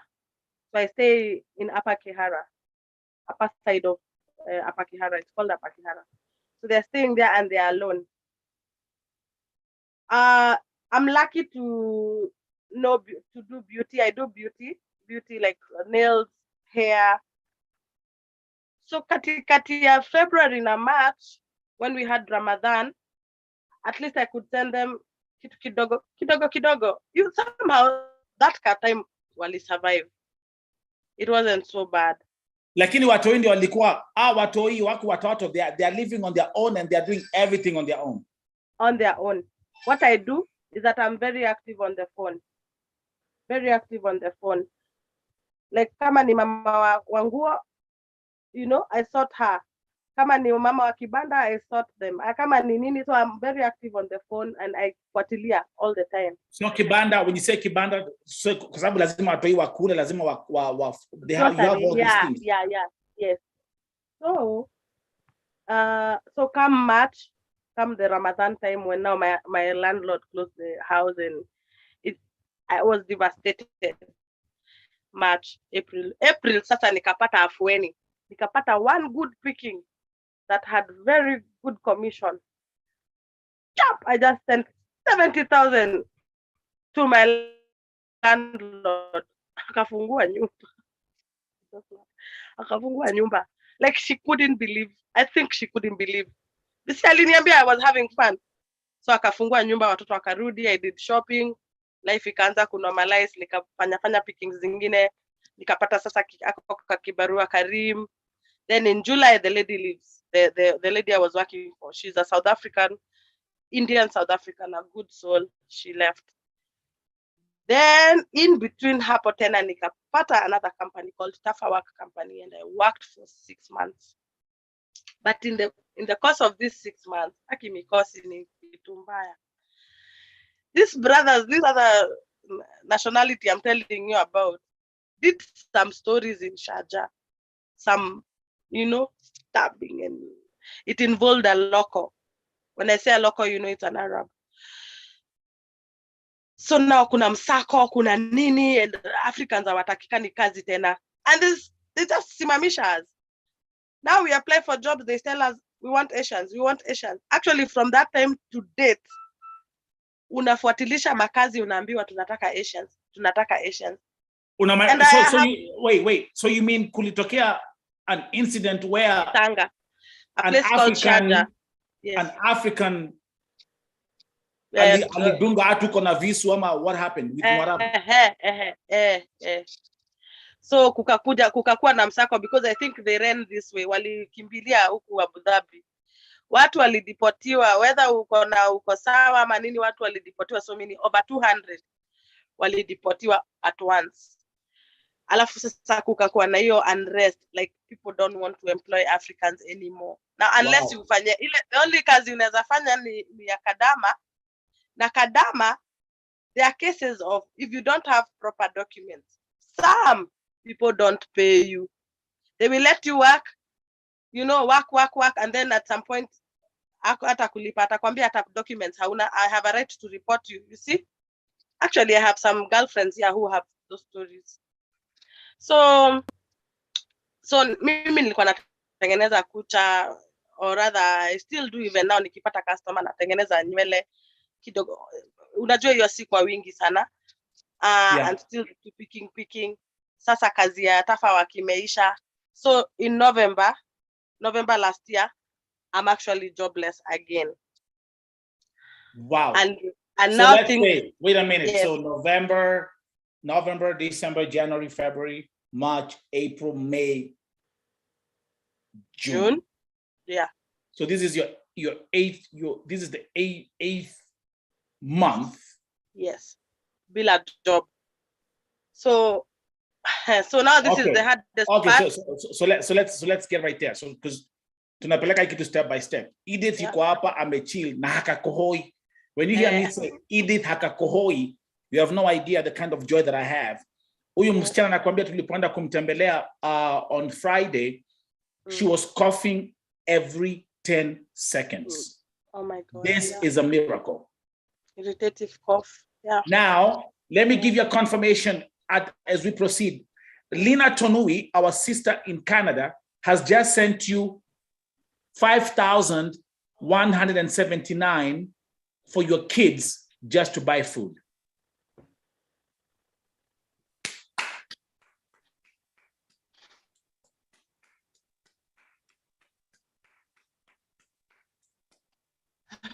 Baby ambao unauliza kama huu ndio uliona interview yake hawatoi, yes. This is the one. Thank you so much. Yeah. Thank you, Lina. Thank you very much, Lina. Lina Tonui from Canada. Lina, thank you very much. Thank you. It has been confirmed. God bless her soul. 5,179. She can WhatsApp me. She can WhatsApp me so that I can tell her my personal things. She can WhatsApp me on either of the numbers, or that are pinned on the, or I can give you the other number also. Wow. Yeah, thank you. God bless anyway, you. So let me ask you a question. Yeah. November mpaka sai, no una kazi. Kenya uko na watoto watatu. Yeah. How? This is now the hard part. That has actually made some Kenyans here really attack me. First niseme, I have grown up in a Christian family and in a Christian way. Even if I did deviate at some point, or is it most of my life, because I have had very challenging moments. But I have always known I am a child of God. I have always known that. I know that. I actually, when I am sane, I remind myself that, Lima, you are a child of God. And you said that you will not leave his ways. But be strong. Remember, Lima, you're talking to a family. The people who are here on Vote TV, we don't judge anyone. I know. Even Ata just coming here and talking to us, I was so nervous. I didn't even know I would do this. I know. So again, breathe in. Yeah.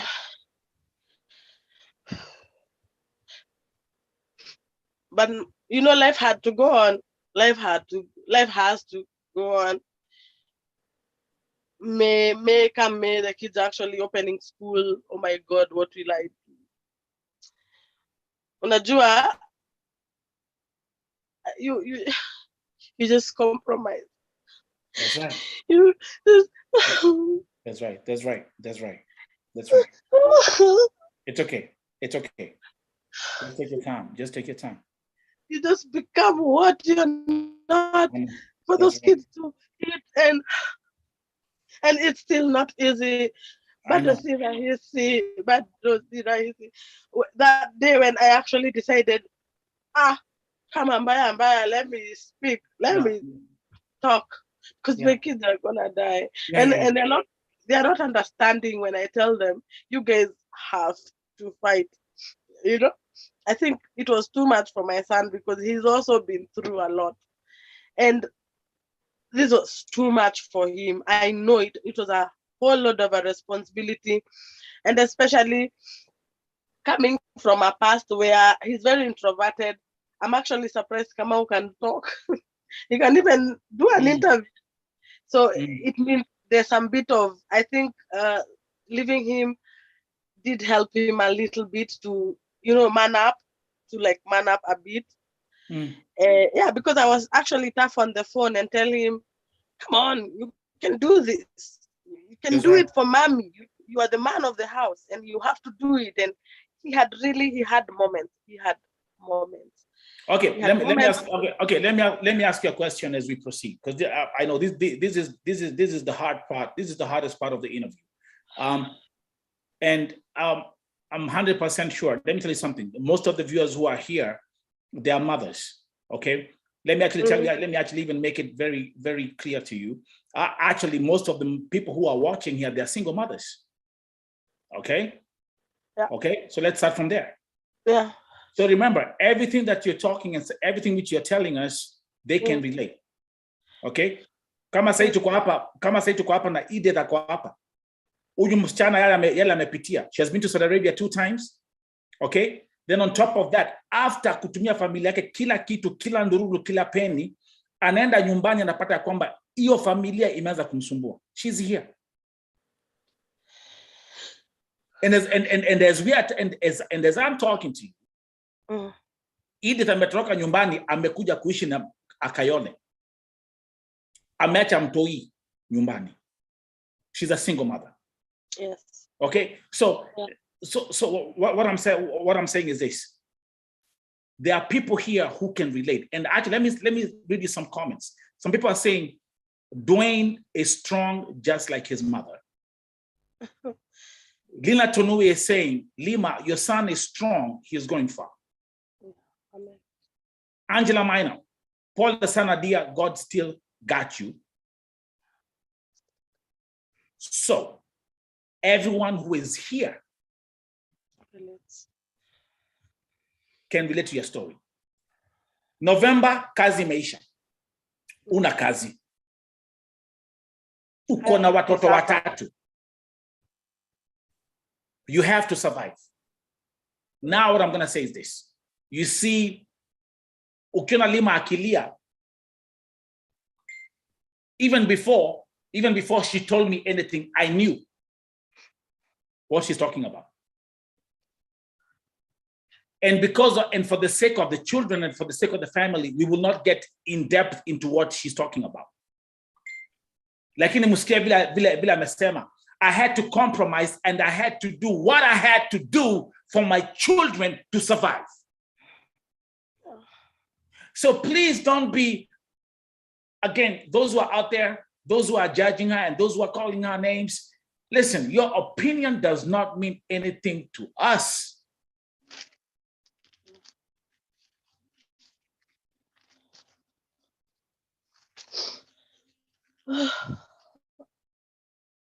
Yeah. I repeat. Let me actually, because I haven't even, you know what, Alima, I haven't even watched your interview. Now, Lisema, I will watch that interview, Yawatoi, after you speak. Someone is saying, by the way, Dwayne is selling his own clothes to get food. So please, Bill, how can we buy clothes for that boy every month?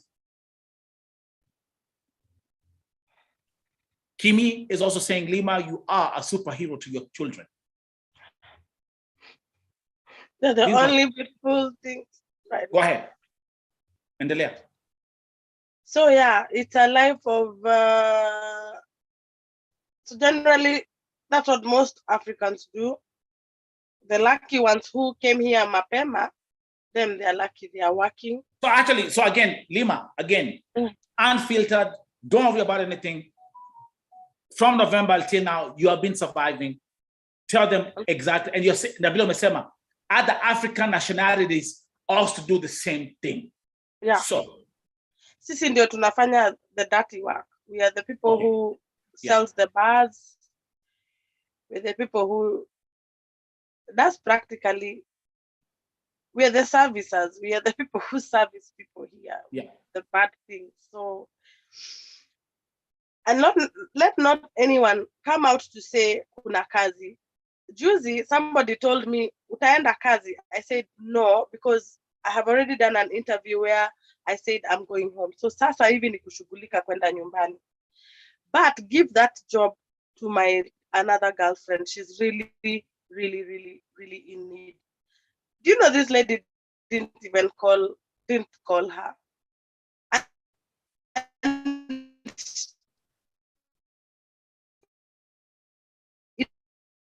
It was an urgent job. As story came out, it's like that's when jobs started appearing left, right, and center. And I'm like, Kenyans had jobs and they were not giving us, including one guy who saw me and he was like, you mean it is you? And I'm like, yes, it is me. And I remember begging him, please, nisaidie kutafuta kazi, please. And he works somewhere big. I'm not going to mention him. And give me any work. Have you heard where I have worked like, yeah? But anyway, so huku Africa ndio wanapepea na all the wrong things, yeah? The wrong things hata zingine zitakukera. Watu hata wizi. Do you have, Lima, I know this is going to be tough. Do you have the strength to tell us? Yeah. What? Okay, you know what? Nilikwambia once we come here, nilikwambia we are going to be authentic. We're going to be. Yeah. So it's prostitution. It's pombe. So all those go hand in hand. You cannot do prostitution and not go to the bar. You understand? Because these are the places where you get. Yeah, it's out. It's out. Whoever wants to judge me. Yeah, that is what I was trying to say. But yes, I have said it. Speak it out. I have said it, and maybe. Yeah. So yeah. So, but thank you so much. Immediately aired my story. And I have been in my room ever since. Thank you, God, because one way you rescued me. Yeah, I have been rescued. Yeah, because this is not me. This is not me. This is not. Yeah. The Lima, I thought I would. Actually, I thought at some point I would just come here, do my video, shoot my video for my song. It's called Shukrani. Thank God Mom got to listen to it, and she really cried when she listened to it after my 10th life. I had really, I was really in one turbulent life. My grandmother also, from my maternal side, she got to listen to it. She loved it. She blessed me. They were happy that finally, and then you come to UAE and things just crumble again. Actually, this time much worse, because at least that time I was working. Let me read you some comments. Let me read you some comments from my sister Jerry Carlson saying, Lima, be honest, because at Vote TV we don't judge. Moses Kokat is telling you, oh no, Lima, we don't judge. Someone is saying, TNT, actually someone TNT is saying in Abu Dhabi or UAE, prostitution is normal. Yeah. Then we have Wairimo saying, Lima, you are strong, darling, you'll be okay. Lima, actually, that's Sister Kimi who says she knows you and she actually has your number. Moses Kokat anasema, if there's one case that makes me cry, it's this one. So Lima, it's gonna feel uncomfortable.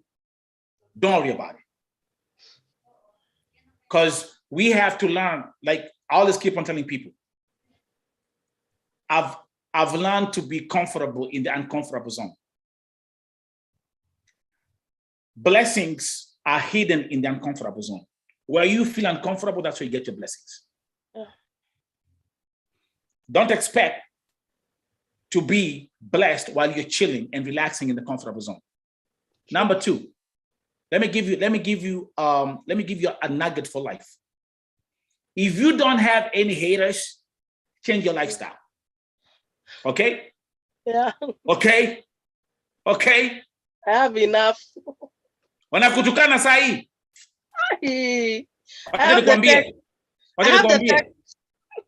Wacha nikwambie. Ufanye hivi. Yeah. Uchukue kidole. Uandike on the ground. Yes. Let he who has not seen cast the first stone. Nakuare. Yeah. I know you are Meru. I'm Meru, but I do perfect Kikuyu. I'm born and brought up in Nairobi. I know. Yeah. So, Yes. if you don't have any haters, change your lifestyle. Actually, every day I wake up in the morning, I'm telling God, I need new haters because the ones from last year are old. I need some fresh ones. Oh, yes. Dress them up. I like my haters. Now let me actually entertain you. And my sister Edith is here. Na hakakohoi. Akakasichana hakajakohoa the whole session. Hakajakohoa. She's here. But let's run this. Like my brother Moses Kokachi will say, I call this a commercial break. Yeah.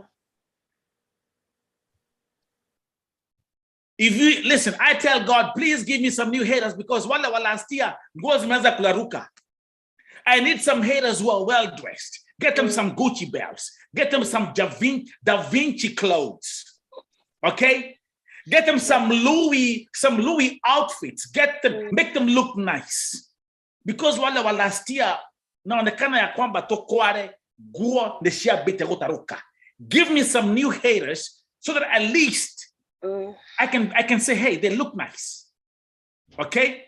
Now, in terms of women, yeah, nasema Mungu tafadhali, how are new haters, the new haters I want for this year, tokware toto tokoroto na makeup, to ikareta wega, eyelashes, mascara, mascata, wig ikareta wega. That's how I want it. That's what I want. Yeah. Can I speak? Can I preach? That's how I want it. You grow where there are challenges. Exactly.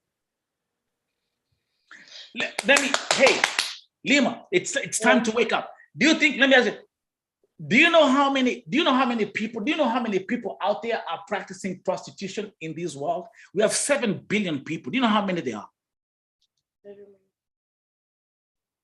Let me actually give you a secret.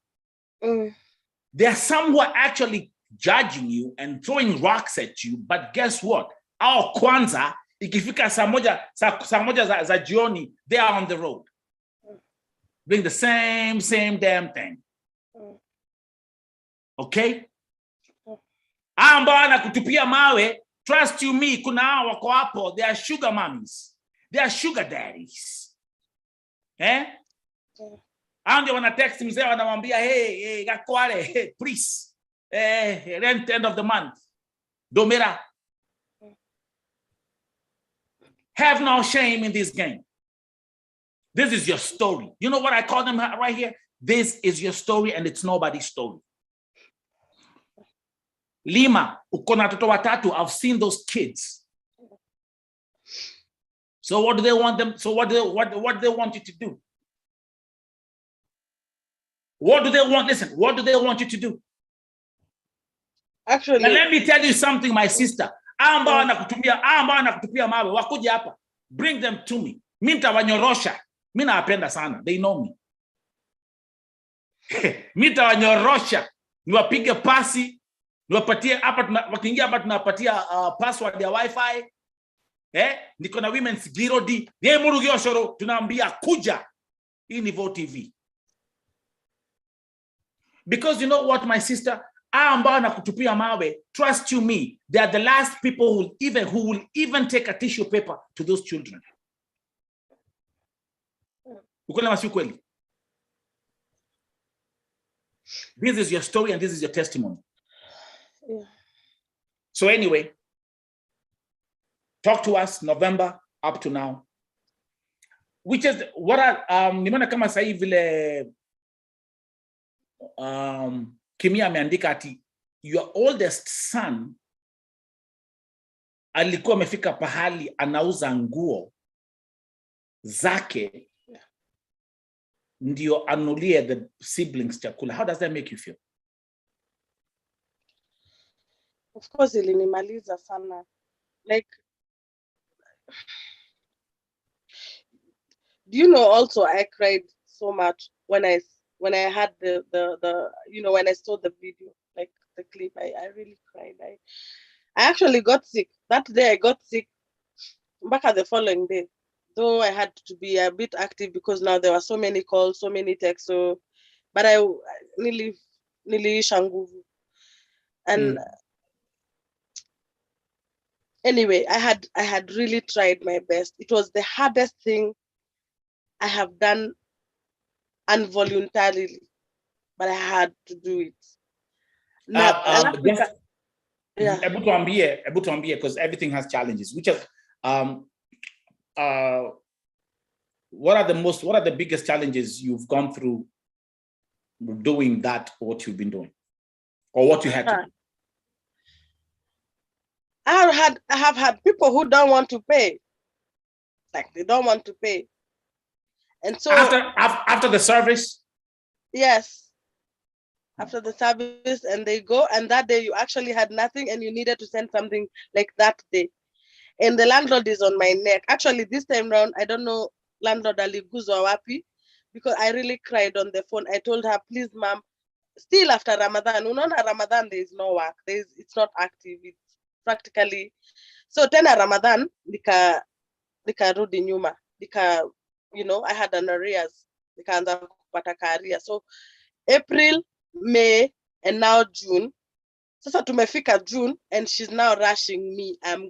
She actually said, I'm sorry, Sarah, but she actually said, those kids should be out of the house by evening of some day. And my son got confused. Alitoka hiyo usiku anaenda, nikamuuliza, nikawambia katalieni ndani ya nyumba. Just tell her, come on, you're crazy. Where are we going at night? Just lock yourself inside. And now, mahali ilibidi sasa nionge, she has put so much pressure on me. So I have to send her the money and not feed the kids. Now I'm telling the kids, please find a way. Wacha nitumie huyu tumbangaize. That's exactly what happened. My landlord, you can hear me. I know you'll listen. I know you'll see this, but that is what happened. Akina Kamau wakakosa chakula. But I feed my children. I am the mother who, as long as niko na pesa, nitawafanyia vile wanataka when I am able. And when I am not, I tell them there's always another chance. I taught my kids to live practically, a day at a time. Not, we had it all when before, but now because there was a great change, I try to teach them live each day at a time. Leo ikiwa iko, kama hakuna, survive. I taught them that way. So hapo anakwambia aliuza nguo, ni ukweli. Hapo anakwambia alienda chini kwa shamba kuchukua. Imagine, hena megoda. There's some shambas uko chini, because me I live somewhere almost Kiada. Hapo anasema alienda kuchuna mandizi na masukuma uko. I know the shambas. I know it is true because he sent me the photo. I have the photo. And I didn't eat that day. But besides, me, sometimes I don't eat. I'll just go, in those places you've had the bars. There are people will buy beer. People will buy beer normally, especially if they're interested in you. And you'll get high and you will not remember food, So, Kamawa, my son, I wouldn't want him to hear this because I've only told them it's really hard surviving here. I have not wanted them to really know what happened, but I am really sorry. That is not who I am. It does. It's not reflected in me. That's not exactly who I actually. You just get into this act, finish whatever you're doing, clean yourself, spray on yourself, like literally. And then when you send the money, you actually feel better. I can show you since when? Since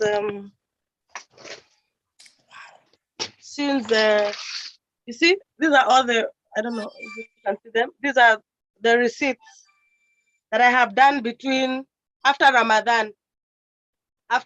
So you see, it's not like I've not been active. Look, you see, ni mingi, hata zingine nimetupa. Ni mingi. Just to settle rent, school fees. Hadassah was almost kicked out of school. But then God, the teacher also, kind of listened. I have actually done something. Ni vile I sasa respect you for that. nafanya na the wrong. Listen, and Lima, people are still judging you. People Lima, are still. Lima. Yes. That's a good thing. That's a good thing being on Vote TV, because actually this is the only interview that people are watching you speaking. Kumbuka, the other Tuko interview, they watched your kids. They only heard your voice. Yeah. Now, it's not easy. It's not easy. And trust me, as you are speaking, there are so many comments coming here, and people are encouraging you. No one here. Everyone is saying, go, Lima, stand up, be strong. Yeah. And remember, you're not alone. Amen. Wacha nikwambie kitu moja, Lima. There's someone who's watching. There's someone who's watching here. And let me actually look in the camera. There's someone who's watching here who's also practicing prostitution right now. She's just watching. Yeah. So your story connects. Now, like I told you, sija watch interview yako na Tuko. But because nilikwambia aje, remember what I told you? I said, Lima, I have to hear your story first. Now, having spoken to you and having listened to what you've said, now I can, once I watch the interview with the kids, now I can completely connect the dots. Yeah. Yes. Like, for me, the first thing that I had to do was to listen to you first. Yeah. Now, let me actually give some breaking news. To everyone who's watching this broadcast, nimekuwa na Edith hapa kwa hii live stream tangu nianzishe. We've been here for 1 hour plus. And to each and everyone who's watching here, let me tell you, every time I turn around and I'm looking at Edith in the camera, the fact ya kwamba huyu msichana hajakohoa, that for me is the biggest testimony on this Monday.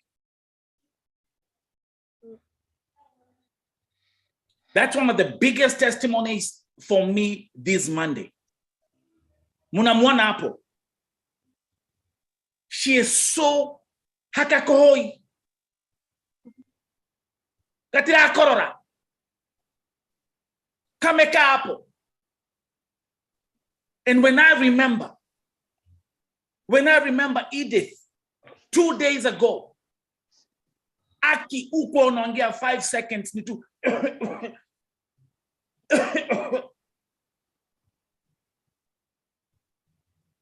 I want you to watch and look at Edith mumwangalie sahi. Haki akakohoi. That's my testimony today. Alienda hospitali. Alienda Mama Lucy Kibaki Hospital. Akafanywa x-ray. We paid for the expenses. Amenunua dawa, akaandikiwa prescription, lungs toxic. We paid for that. Hiyo imelipwa. Thanks to Vo TV family.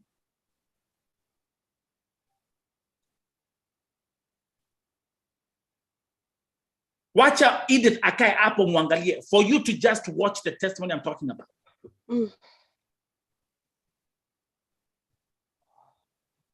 And I want also you, Lima, I want you to look on that screen and you look at that lady. Umwangalia hivyo, ujue ya kwamba kuna Mungu. Amen. Na kama Mungu anaweza kabadilisha maisha ya mama msichana kama huyu, in 48 hours, even your life is changing. Amen. Amen.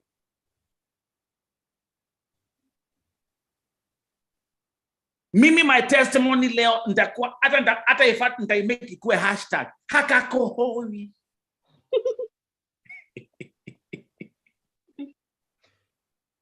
Ratira korora.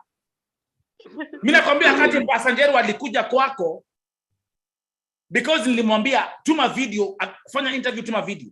I want to see na macho yangu nijione. Nikaanza kuangalia video, mimi nilikuwa naangalia naona haya kanaongea. Kamenyamaza.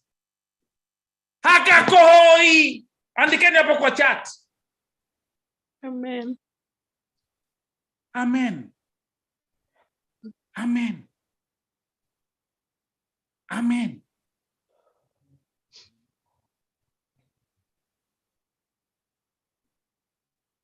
Shiko, kanacheka leo.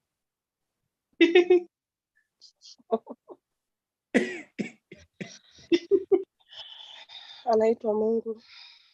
Nini uni Mungu? Kubwa. Andikeni hapo kwa chat waone vizuri. Hakakohoi na hashtag. And that's why now coming at Lima, I want you to pay attention. That's why I'm never afraid of judgments. I don't care about judgments. I don't care.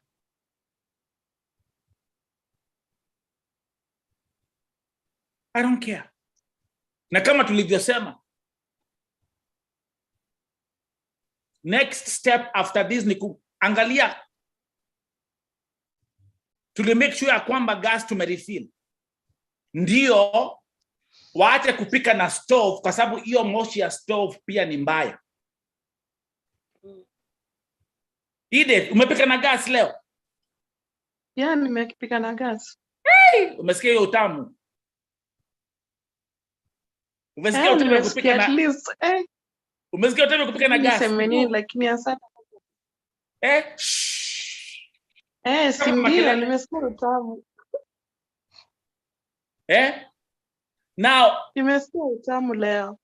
Moderators ndio watu waendelea kujua kwamba hii ni Vo TV. Niko na my sister Beatrice Mwangi ambaye yuko UK. She's in England. Amesema pin namba ya Lima tena. This is called Vo TV. Hii si Mutura TV.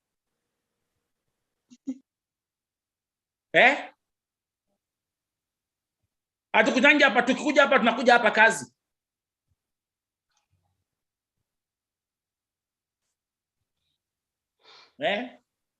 Kwa hivyo tafadhali endelea pin namba ya Our sister Lima. Pin that number. Myself? No. My people, they Nikona, huku Nikona jeshi. Nikona kina Kimi, they are here. Kina Bilha, they are here. They'll pin the number. Okay.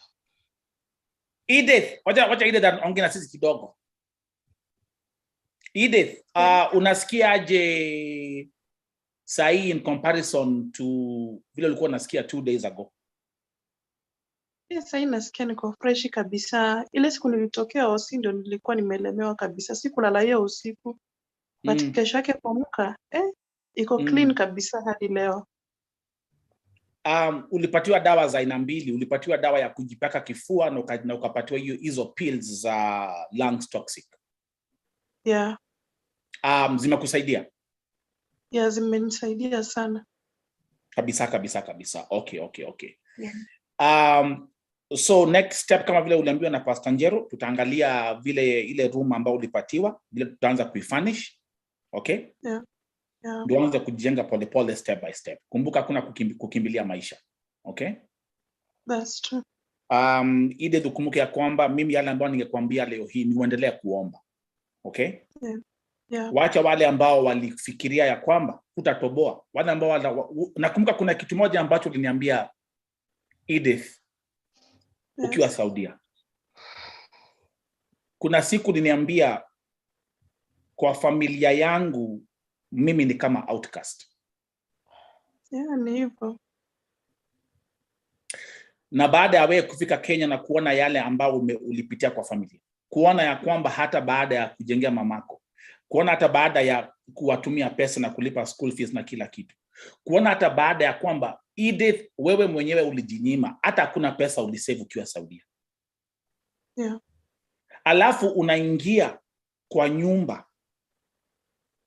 unaingia kwa boma ya mamako na hata akusalimii. Yeah, hata salamu tu.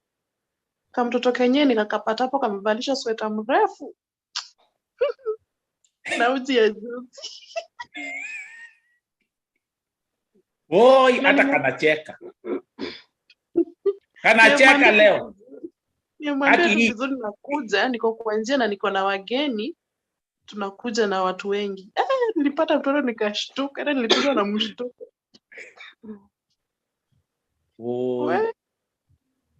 Mungu. I want kila mtu ambaye ana watch hii broadcast ya leo, let this be a testimony for you. Nakwambia Edith, kuna comments mingi sana huko, hata nitasoma baadaye. Ukimaliza utaenda kuwatch live stream. Angalia hizo comments.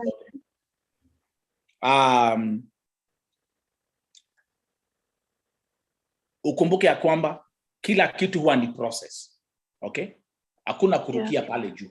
Ukipanda mtu unaanzia chini. Yeah. Kwa hivyo mimi ile kitu ningetaka, kitu ya kwanza ni kwamba tuhakikisha kwamba uko na hiyo nyumba yako ambayo tumeifurnish vizuri. Uko na kitanda, uko na mattress, uko na kila kitu hapo. Yeah? Alafu tuanze kufikiria what's the next step. Step by step, Edith. Nashukuru haki. Kuna kitu moja ningetaka kuambia, na nitakwambia hapa mbele ya watu wote. Hata Lima ukiwa hapa. Yeah. Hii platform ya Vote TV. Kuna wengi tumesaidia. Na kuna wengi wametusahau. Na kuna wengine wametuaibisha. Yeah. So nitakwambia hivi watu wote wakiwa hapa. I hope sitaamka siku moja nipate yule Edith ambaye tulikuwa tunasaidia ametuaibisha. Siwezi waibisha kamwe, siwezi. Lima and many others. Yeah. Mkumbuke hayo. Na mjue hivi. Sisi ni watu wa kutenda mema na kwenda zetu.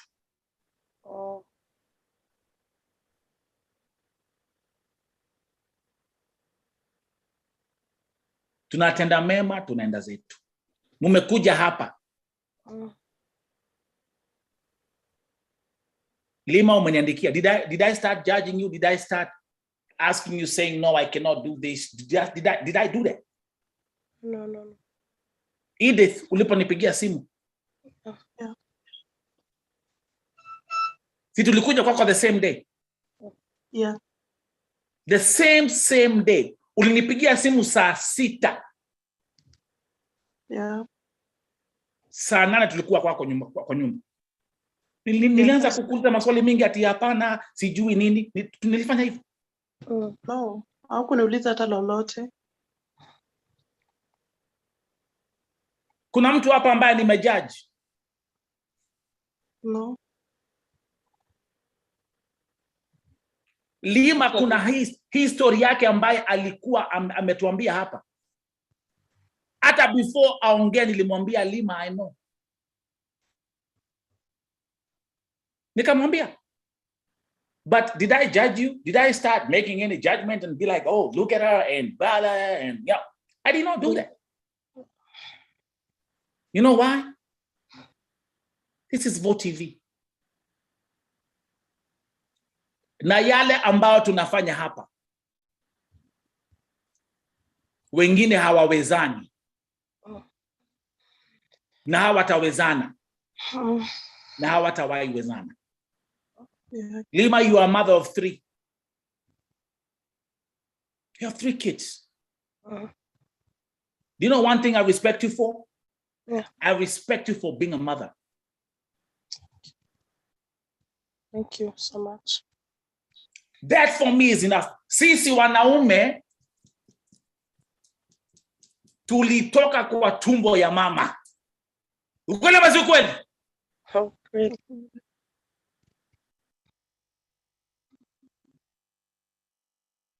Kweli. Ukweli ama si ukweli? Kweli. And guys, as you are watching this, I want to tell you the testimony. Wacha nikwambia leo ni siku ya testimony. Na muweze kuelewa. That's why my recipe is obedience. Na niwaambie hivi. And I'm going to show you this right now. Naambianga watu I'm always working. Kuna vitu zingine kwa sababu kila wakati I'm always working. I miss a lot of messages.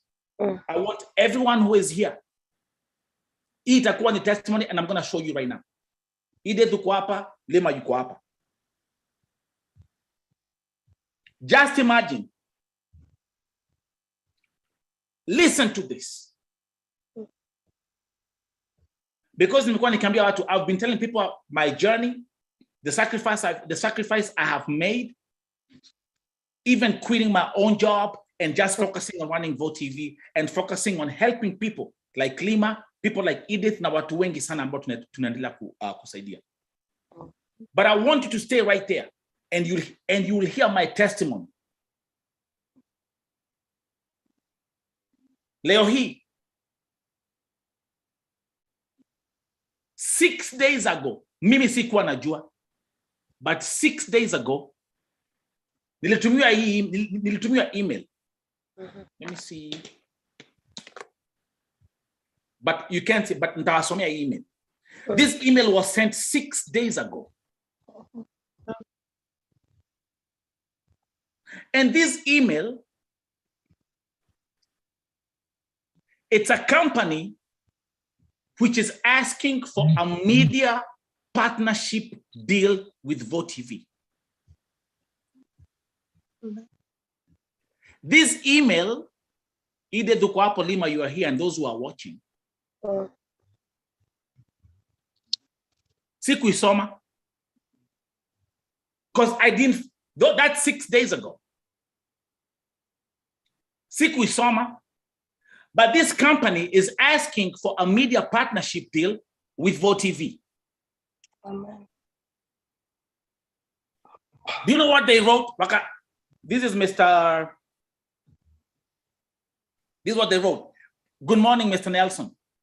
Kindly provide me with the following bank details and a copy of your national ID account name, account number, bank name, branch, SWIFT code, bank code, branch code. Email ilitumwa 6 days ago. I didn't say this email. The same company writes to me back today in the morning at 7:46 a.m. Good afternoon, Mr. Nelson. Can you kindly respond to the above? I did not see the email.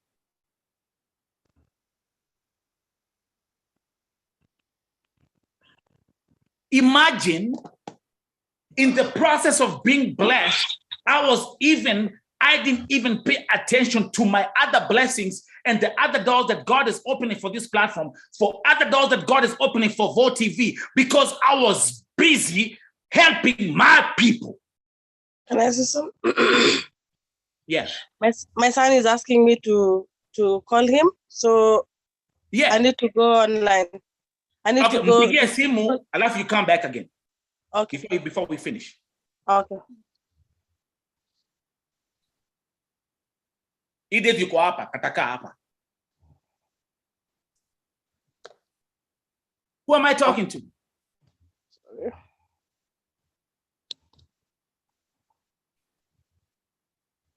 Oh.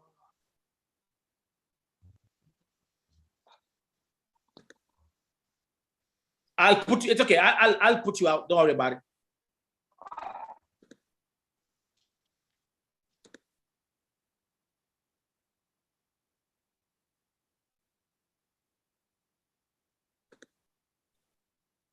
Okay? Yeah. I didn't pay any attention.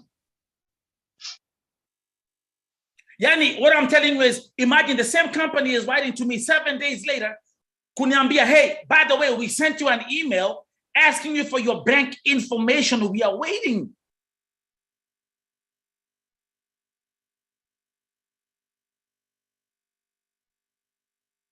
This is Vo TV. This is Vo TV. And do you know what I remember? My sister Edith, kwa sababu kwa hapo kaa tu hapo leo utakuwa my course. Nikakumbuka there's one of my favorite scriptures in the Bible that says, God will bless you in the presence of your enemies. It doesn't say, I will bless you in the presence of your friends. It doesn't say, I will bless you in the presence of your family members. It says, I will lay a table for you in the presence of your enemies. I'm not a preacher, I'm a speaker, but I know.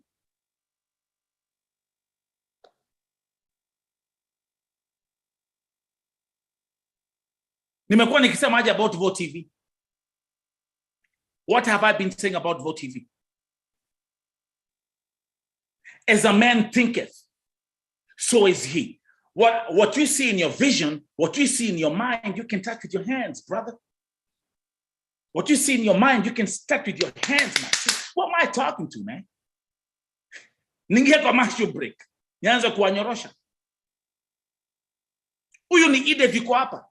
Edith, nilipokuwa na kushughulikia kuangalia nitakufanyia nini, tutakuja aje kwako, tuangalia vile tutafanya. At that time, I had an email in my inbox saying, my brother, tutumie back account information, tunataka hii partnership deal iende through. Wanataka niweka juice. Najua Edith kametoka Kitale.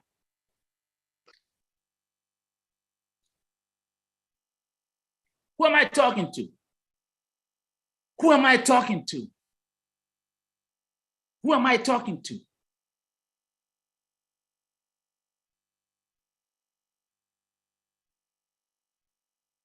Edith, hiyo Thursday tukiongea, tukipanga, tukifanya, tukikuja, hiyo Saturday nikikupigia masimu, tukitext hapo ukiniandikia, nilikuwa na email nasema, brother, leta namba ya account, tuambie wera, tuanze kazi.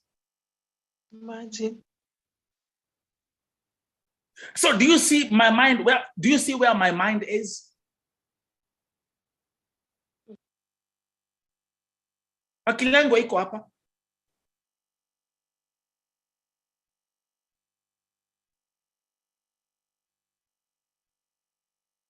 Na hii ni mwanzo tu. Because more companies are going to line up and they're going to say, we want to partner with Vote TV. Amen. Now, again, those who are watching, by the way, we have big plans. Nimesema we are going to buy camera equipments.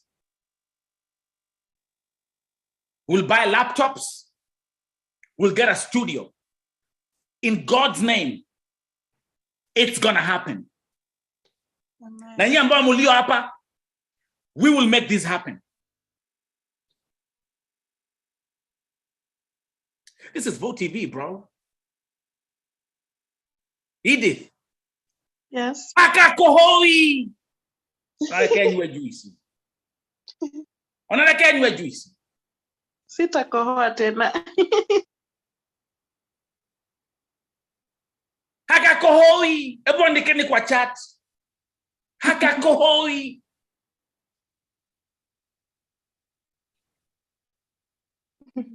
My sister Lina, who is in Canada. I know where my blessings are.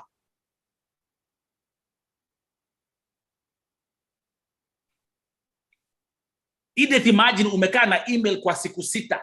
Unaambiwa leta account details na aya, hataki pesa. Kotareta bia. Imagine kuacha tu shughuli zako na concentrate kwa sisi. Lakini mimi na concentrate na vitu zingine kwa sababu I know hii simu yangu hailali, watu wakilia shida. Hata ninapoongea hata when I'm talking to you hapa sasa hii Edith, kuna watu bado wanaandika Nelson nisaidie, Nelson nifanyie, familia nifanyie, tufanyie. Watu hii wanalia, Hello.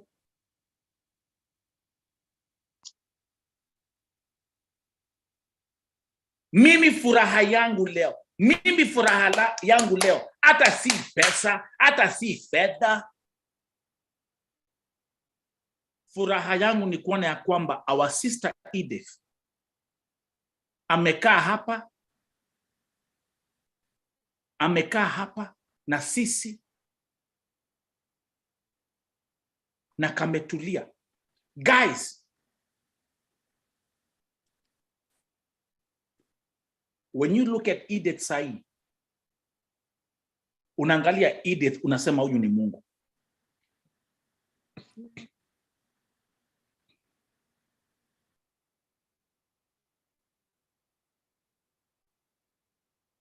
Ukiangalia Edith sahi amekaa hapa, unasema huyo ni Mungu. Edith, jana Yes. tulikuwa na church service. Yeah. Ilikuwa our 6th Sunday service yesterday. Yeah. Nilisema tutaanzisha ministry hapa Vote TV. I knew exactly why I said that. Yes. Niliposema tutaanza our midweek service kila Wednesday, I knew why I said that. As we speak today, tumekuwa na 6 Sunday services and 5 midweek services. Amen. Hakakohoi.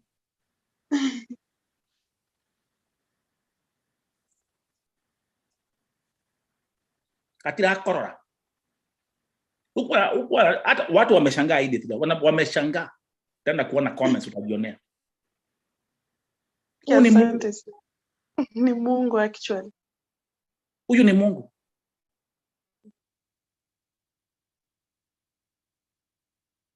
Do you know there's something Edith aliniambia? And I will read that.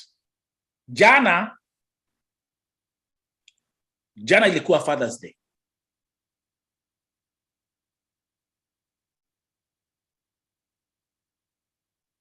Jana ilikuwa Father's Day.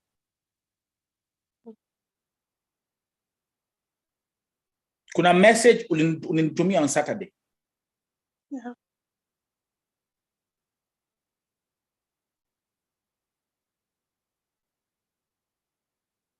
Edith aliniambia Nelson, asanti sana. Mungu akubariki. Wewe ni kama baba kwangu. Yeah, exactly.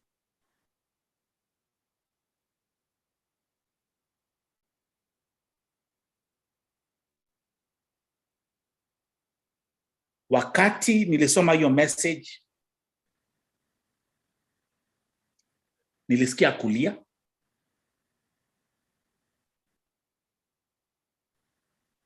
Kwa sababu nilikumbuka yale uliniambia ulipokuwa Saudia. Nelson, kwa familia yangu, mimi ni outcast.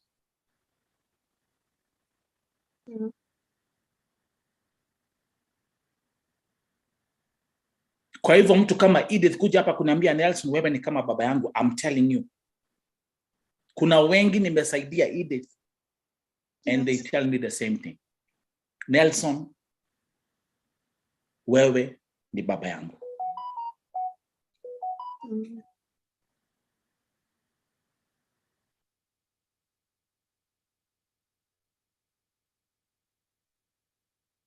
Hii ni testimony ya leo.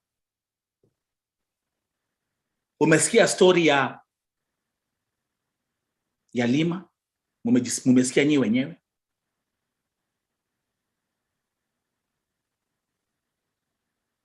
Yale ambayo amepitia Abu Dhabi.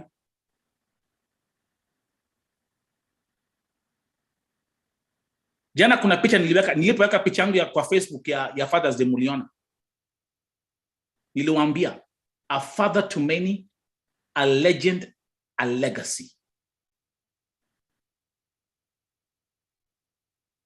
Your picture got over 1,500 likes, hundreds of comments.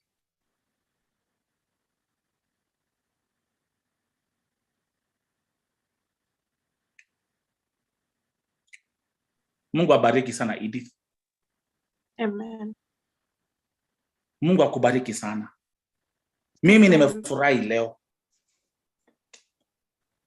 Na tutafanya hivi. Tuache niangalie. Okay. Tuko poa.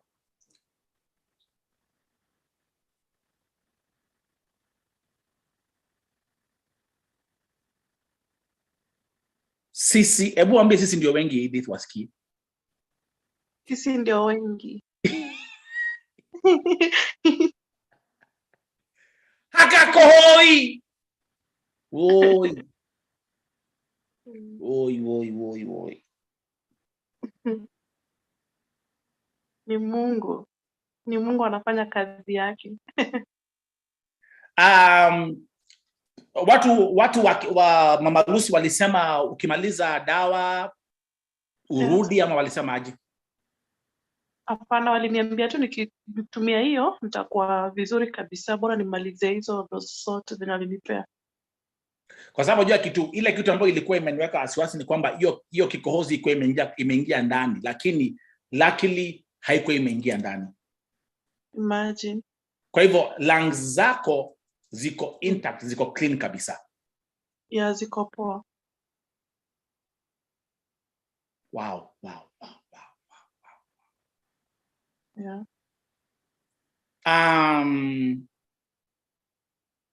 Chakula mko nayo kwa nyumba? Ni kidogo tu tunajikaza. Nilikuwa nimesema lazima tufanye shopping. Tufanye shopping at least to make sure for the next few days, kwa sababu kumbuka ya kwamba maisha yako inaanza upya, kwa sababu ile nyumba ya Nancy lazima tuanze kuipanga, unaona? Amen. Alafu ile kitu ambayo nimefurahia, and ile kitu ambayo nimefurahia ni kwamba hii nyumba pali iko ni pali pazuri, ni hiyo familia iko na shamba. Yule ambaye anashughulikia hiyo nyumba ni bishop. Amen. Yeah. Kwa hivyo hata pale unaangukia ni pali pa mtu ambaye mcha Mungu. Exactly. Ni mtumishi wa Mungu. Yeah. ni mtumishi wa Mungu Edith. Amen. Yule mtu ambaye alikuja kwa nyumba yako leo ilikuwa ni Pastor nani? Pastor Njeru. Yeah. Hii ni Vo TV. Sisi tukitembea tunatembea na Mungu. Na ndio unaona ya kwamba hatupangwingwi, hatutishwi, hatubanduki. Exactly. Kweli masi ukweli? Ni ukweli. Mpaka tunaambia shetani nyongwa. No kula motura.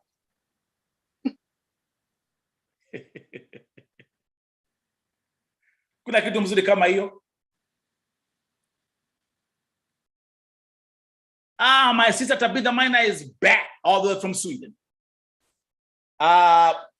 Edith kamehang kidogo. Lakini wacha hiyo smile ikae tu hapo. What a testimony for the day. 2 amazing guests on this show.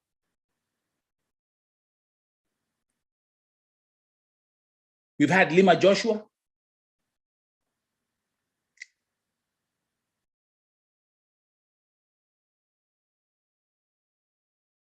We've had Edith Nafula.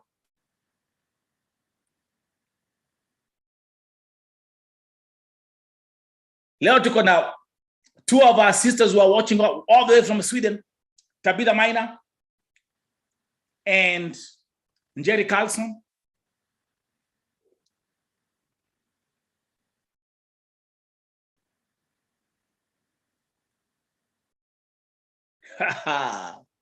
Na Kenya weka passion. Na kunya mango passion.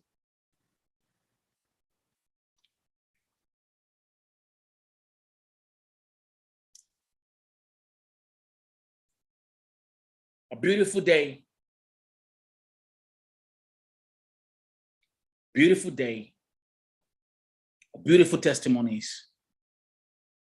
Touching stories.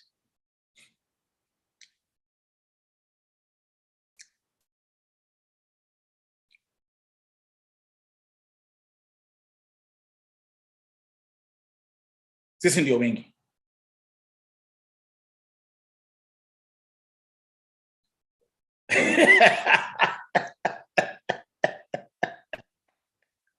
Kimaliza yali mjinga.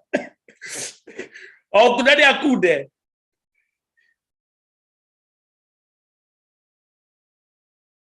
What a beautiful Monday. And what a beautiful way to start the day. But today, again,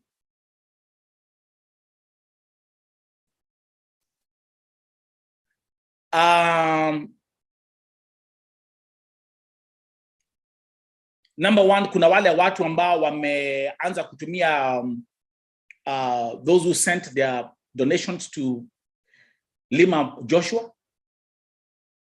our sister in Canada, our sister in the UK. I will also brainstorm. I will brainstorm with Basanjero on the ground, and we'll see also from our Vote TV fund what we can do, even at Atakamani shopping. So I'll do that. Shout out to my sister Mary Peschke, Germany.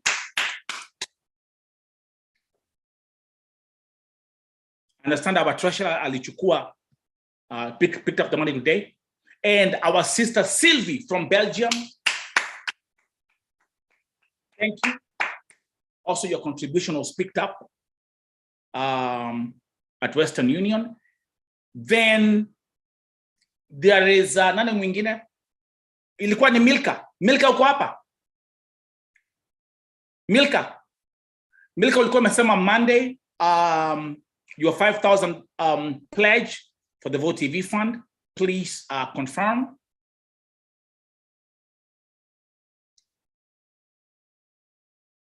That was amazing. I think Milka, I'd seen your comment somewhere saying that you also sent your 5K for the pledge.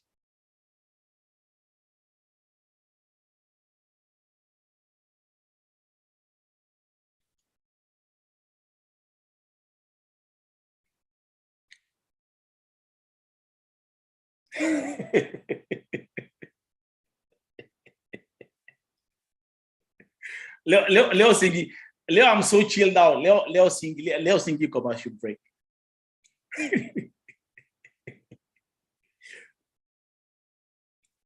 And again, guys, I'm so humbled. Now I'm so blessed. I'm so blessed. Ya kwamba leo hii again, waking up, kuona ya kwamba my first media partnership deal with VoTV was confirmed 6 days ago.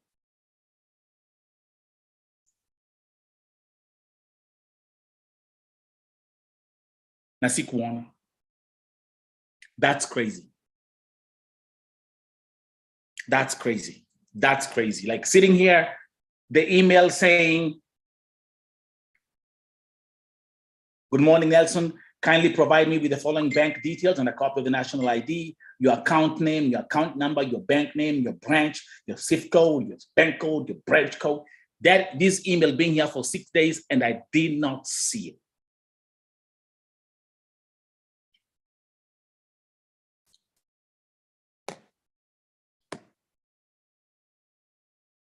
Na bado watakuja kukuja. So I'll tell you which company it is and what we'll be doing. Here I am.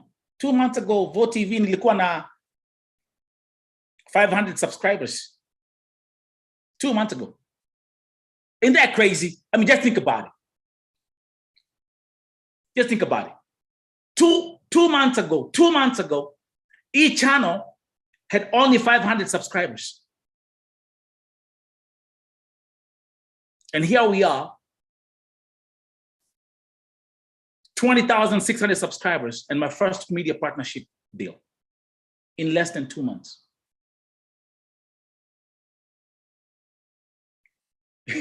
Akiambia ni jiga, ni fala. Yeah, commercially on equity too.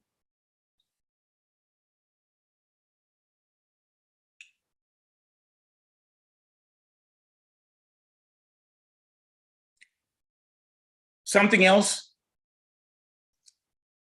nime declare ya kwamba we'll buy our own cameras, we'll buy our own laptops, we'll buy our own, we'll get our own studio.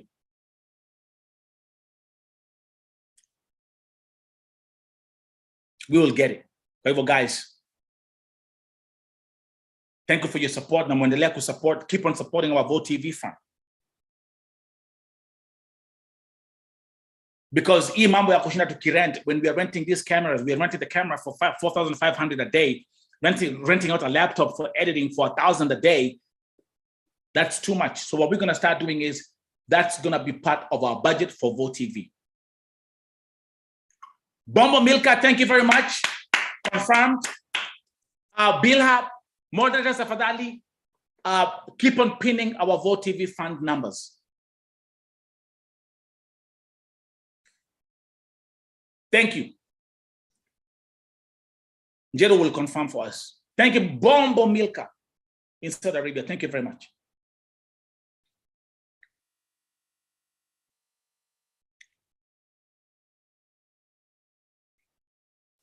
Tafida Minor in Sweden wants to support our sister Lima. Lima Joshua, there is M-Pesa number. Haki Mungu aitwe Mungu. What an amazing broadcast today, man.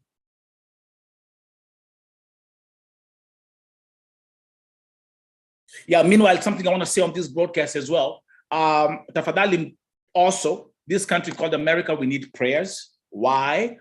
Ni kwa sababu just these past few weeks, tumekuwa na multiple mass shootings. Again, even in the greatest country in the world, we also need prayers, and also people pray for us. Na jana, just yesterday, hapa Washington DC, kulikuwa na another shooting yesterday. Imagine ilikuwa ni public event, Someone went there, akatoa a gun and just started shooting people. Killed a 15-year-old child and injured other people. Last week, but one, an 18-year-old boy with an automatic rifle went to a primary school, to an we say elementary school in America. Here in America, we don't say primary school. Like when I say elementary school, imagine, think of a primary school, like class 1, class 2, class 3, class 4, whatever, right? An 18-year-old kid walked in an elementary school and akaanza tu kuua watoto, killed or shot and killed, I think it was it 19 children. 19 children and 2 teachers were killed.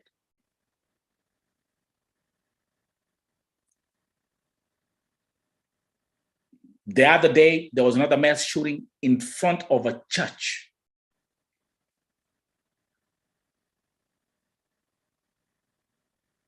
Last week, another shooting at a church.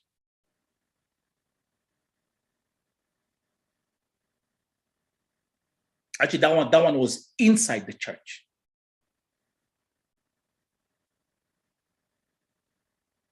Then what happened about 3-4 weeks ago in right here in Buffalo, New York?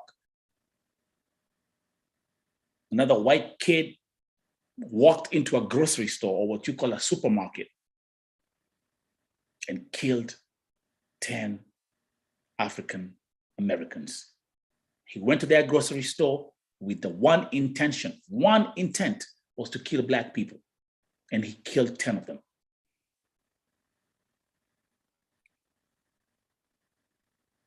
That's a reality. I think I will start. What I'm going to start doing is I'm going to start on this Vote TV primetime show. I will be doing a segment called the American segment. And with all these killings and all these shootings taking place, again, because it's political, the folks who are at the Senate, they don't want to pass the gun laws, because the companies that do manufacture these weapons are the ones who are funding politicians. It's happening in America. So I will start incorporating something called the American segment right here on the Vote TV primetime show. This is the reality. Oh, something else. Dr. Fauci got COVID. Dr. Fauci got COVID. And even with the COVID, he had the vaccine. Let me see what's going on.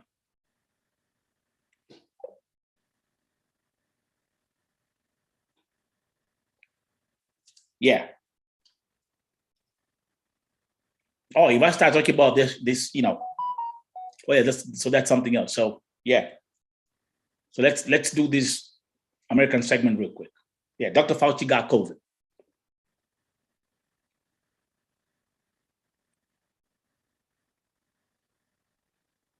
And the thing is, I'm actually going to start talking to you about the same issue that you see us talking about here, about when I'm talking about human trafficking in Gulf and all this stuff. There's also human trafficking in America. And I'm also going to start painting the picture for you guys to understand how human trafficking works in America. But I'm going to also tell you guys what America does to fight human trafficking. And that's what gets me so pissed off, because nikiangalia kama sahi nikiongea mambo za nyumbani, nikisema what the agencies are doing. Give you a simple example. Mumesikia yale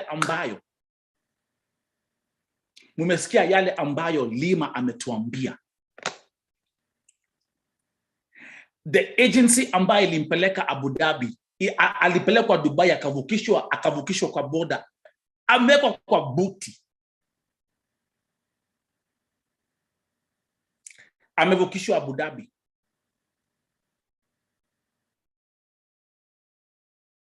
And the embassy in Abu Dhabi was saying what? We know this agency, she's known. She's a big name. So what happens is these agencies are very highly connected with folks who are in power.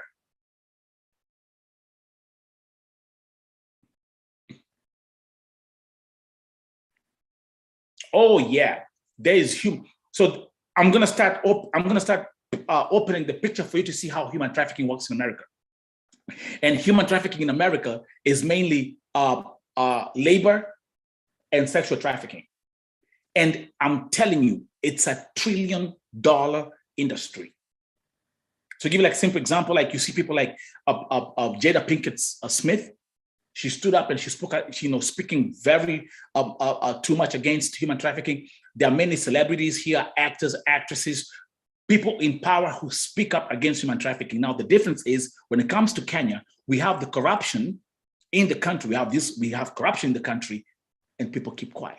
Do you see any? So actually in Kenya, for me, you can't even talk to me about celebrities in Kenya. I don't even care. I don't care about anyone who calls himself or herself as a Kenyan celebrity or a Kenyan socialite.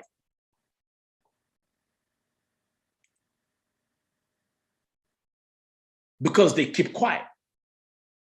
You don't see anyone talking and saying, hey, our sisters are being killed in Saudi Arabia, or we have human. They don't speak, man. They just keep quiet. But mainly, human trafficking in America, when it happen, they get so many people from the southern border. So from the southern countries, you have Mexico, all these Spanish people who are coming in from like countries like Mexico, Guatemala, El Salvador, okay, Colombia too, Cuba. So they traffic them mainly from the southern border and bring them to America. And I'm telling you, it's one of the nastiest business ever. What about vloggers? Let me charge my phone here.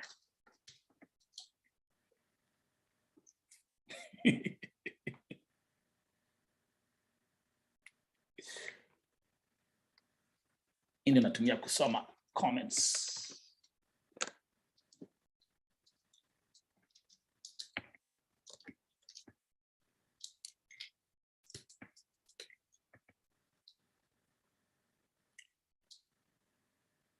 Okay. So today was a beautiful, beautiful, beautiful, beautiful day. Okay. Thank you very much. Asanteni sana. What's going on here? Come on, man. Come on, man.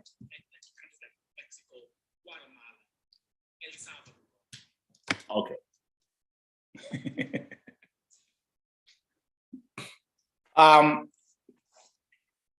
Last but not the least, ningetaka, if you want to be featured here on Vote TV for an interview or whatever, please text me or send me an email.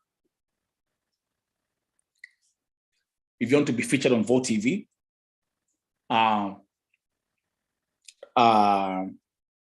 text me. Let me know. Oh, okay. So Tabitha Maina has confirmed she has sent her. Let me text. Let me see.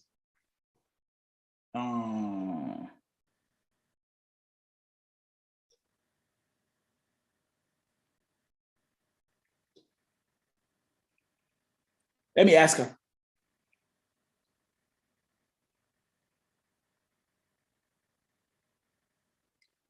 Tabitha Maina, can you confirm the amount? Tafadhali.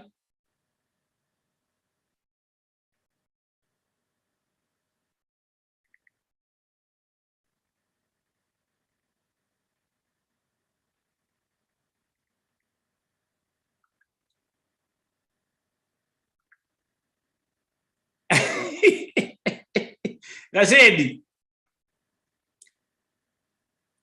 Nimevaa shati ya Wajakoya.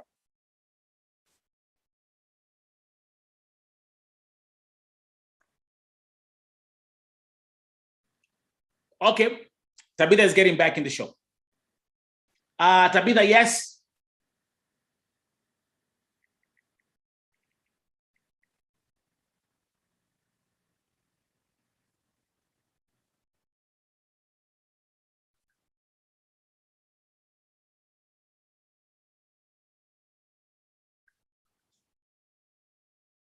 Tabitha, thank you. Lima nakuja. Lima is coming back. So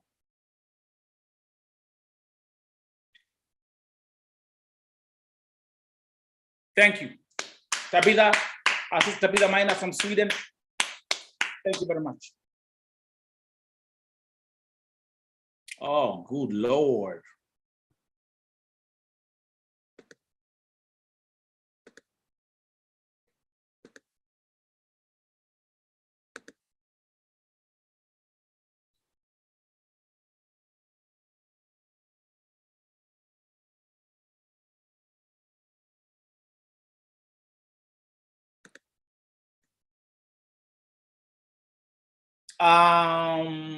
Okay, something happened here.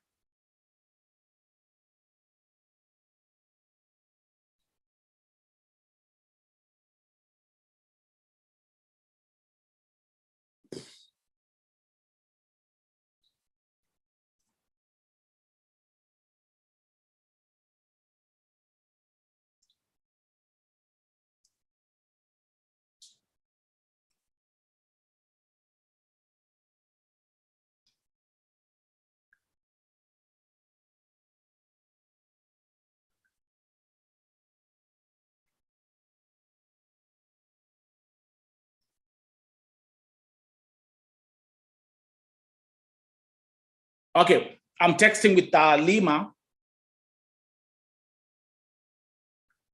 Okay, yeah, she cannot connect to the broadcast now, but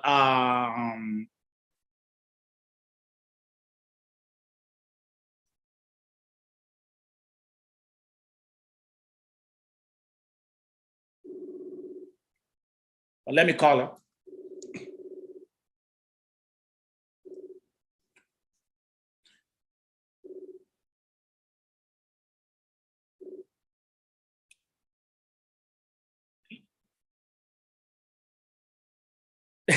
Nipeleke Mbugi Komashi.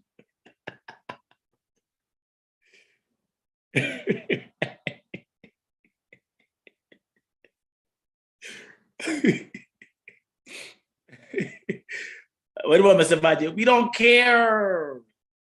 Get out of here. No, show ya leo imekuwa poa.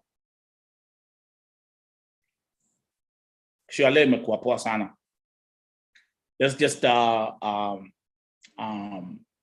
appreciate and give thanks for these blessings. Especially your story, your story, Edith. Hakakohoi. Good Lord.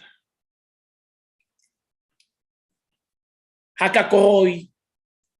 That for me is the best. It's the best testimony. That for me is amazing.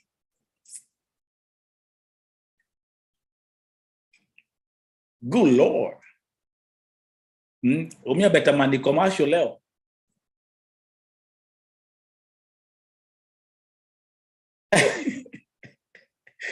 Nancy Werima alianza kuimba commercial 2 hours ago.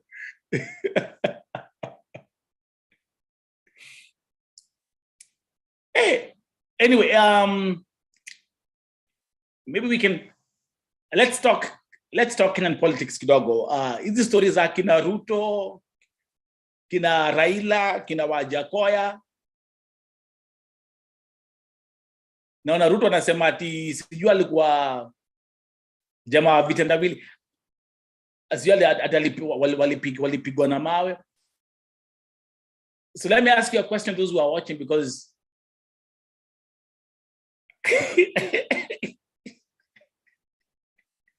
where baby, manifesto ya bangi ninafanya watu wapigie Wajakoya nini? 78 hautaomoka. Let me ask you a question. let me ask you one question. Kama elections ingefanywa leo, who would win the election? Let me see.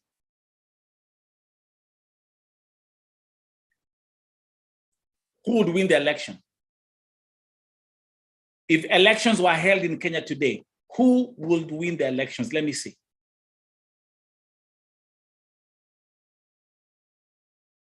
Ruto, Raila, Wajakoya. See, there are five of them or something? Okay, who will win the elections if the elections were held today? Let me see.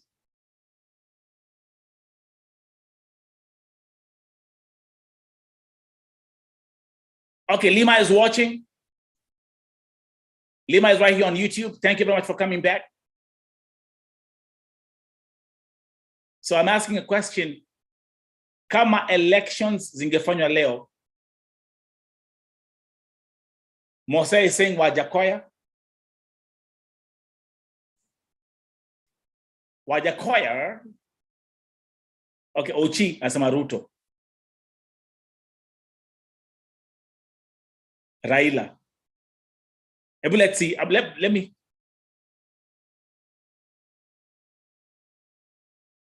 Thank you, Tabitha. 2,810 shillings sent to Sister Lima. Okay, another Wajakoya. Ruto.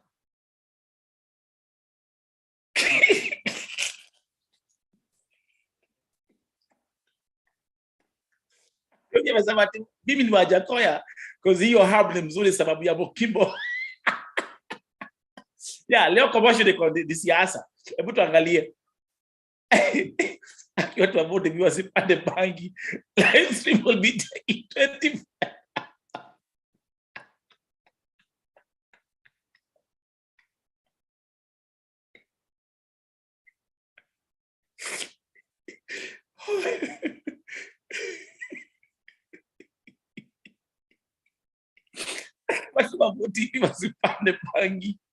Live stream will be taking 25 hours a day.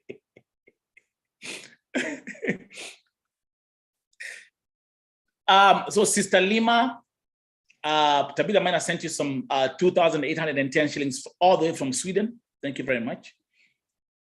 That's the perfect way to nilikuwa naambia Pastor Jala Wajakoya akiingia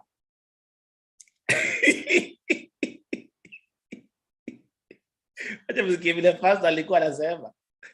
Pastor Jero alikuwa hivi limecheka jana. Pastor Jero liliambia ati Wajakoya akiingia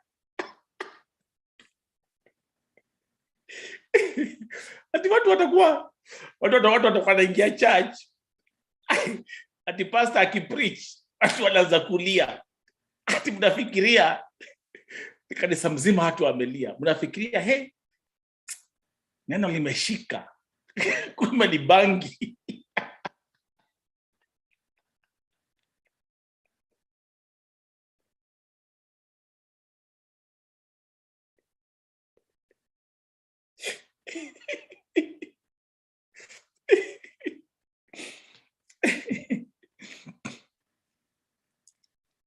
No, it's no, Lima, like I say, because I see what happened to, because I'm using Zoom, remember. So what happened is you won't be able to join back in on this with that link. So what we'll do is, because she had a problem to log out. So what we'll do is, let's do this. I'll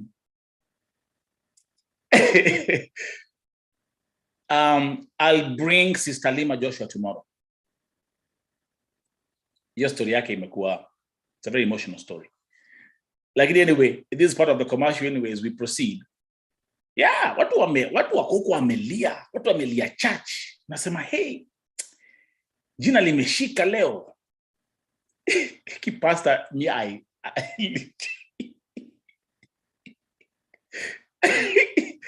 Tado komari te gidere bagi Unafikiria ni neno la Bwana.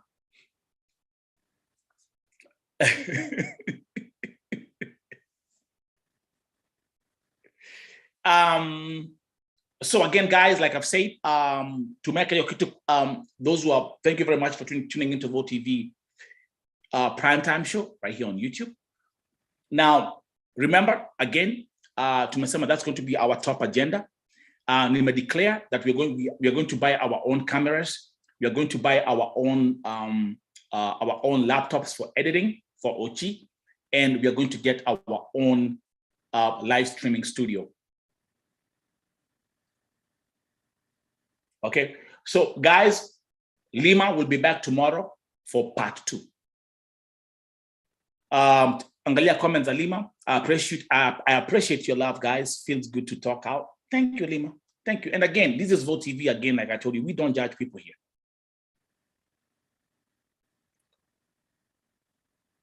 Yes, she'll be back here tomorrow. 9 p.m. tomorrow, she'll be back here. She'll be back here. And everyone who may contribute and support Leo, thank you very much. People like Beatrice, people like Tabitha, all those guys.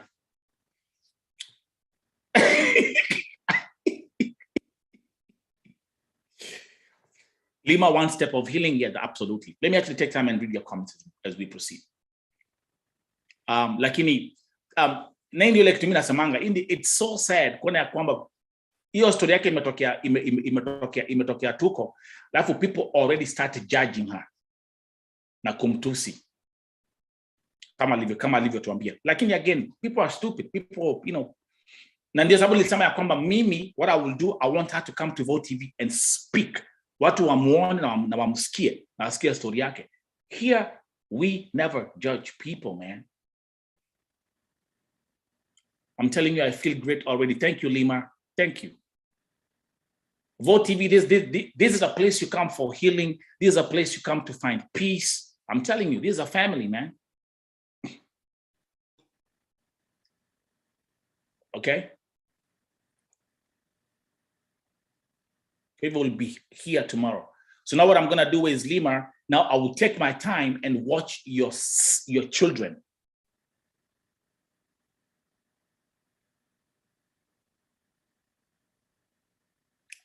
People, watu ni watu, sijali. Watakutusi alafu watanyamaza kesho. And you know what happens? I'll just keep on saying, these people who are always running their mouths on these social media platforms and whatever, they cursing you out, man, they broken. So don't worry about it.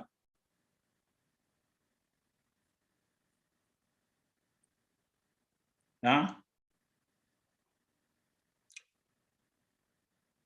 So we'll be back here tomorrow with our sister, Lima Joshua. Actually, Lima, I will, for tomorrow's segment, I would actually like you to give us, I would like to also, about other nationalities and whatever, I would like you to give us more insight into that as well. Lima could lead. I always keep on saying on Vote TV, we uplift people, we don't break them down.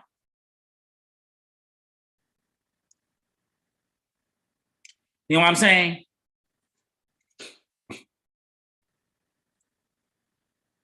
Beatrice Mwangi, my sister from UK, Lima, just ignore those who want to hurt you, to hurt your heart. Our God is seeing them being strong. Be strong, Murembo. Thank you.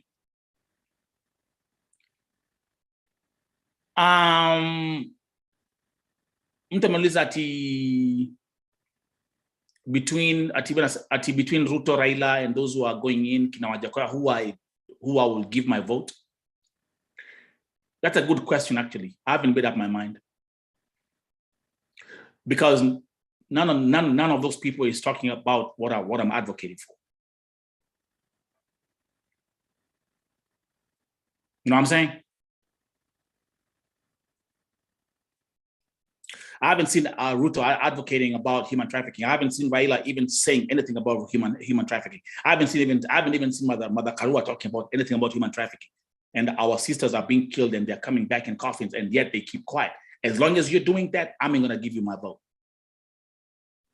I haven't seen Wajakaya saying that either. So for me, the first candidate who will stand up and speak about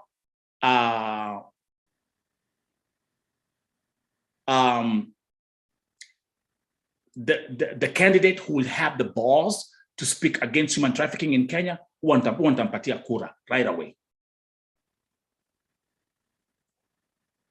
It is what it is, man.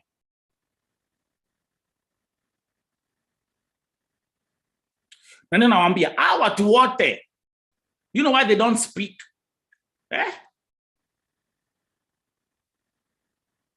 Tunajua kwa nini? Mshajiuliza swali moja, mbona watu wote hawaongeangi mambo za nini? Hawaongei mambo za Saudia?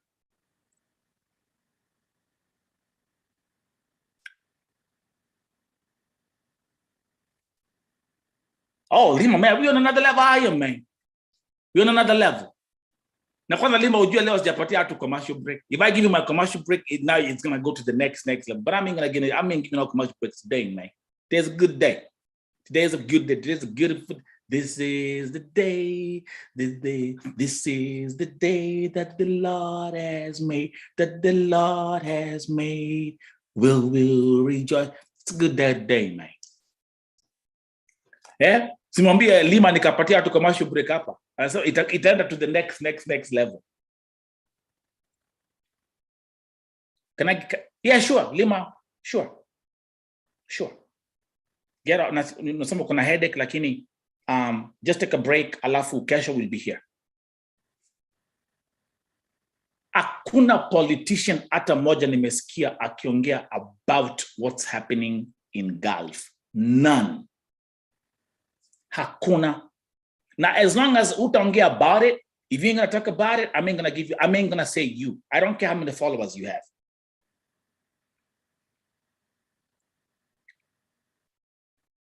Beatrice Mwangi, my sister in the UK, thank you. We're here to stand for each other. Nelson, thanks for opening this platform to nyuma yako. Thank you very much. Sisi ndio wengi. Exactly. Mose umegonga dipo. They are shareholders.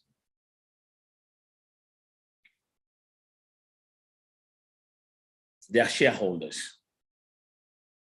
They are shareholders in this trade. They are shareholders. Aki Jen, kuna vitu imeandika hapa hata nimeshindwa. Yani, come on, man. This is too much going on, man. Meningitis, ng'ombe ilikufa, someone, what's going on? Jesus.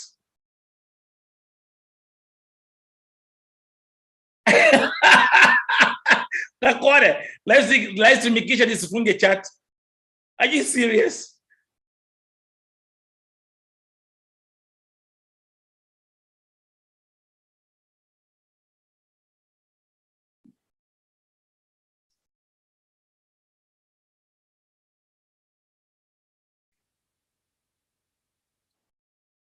Wataka Sunday service ikuwe 9 p.m.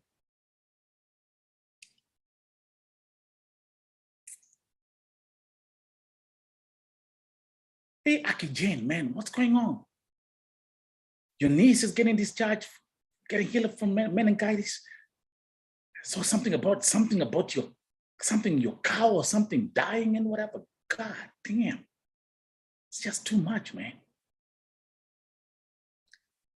Tabitha Maina, Sweden, Vote TV tuishi kusaidiana, absolutely.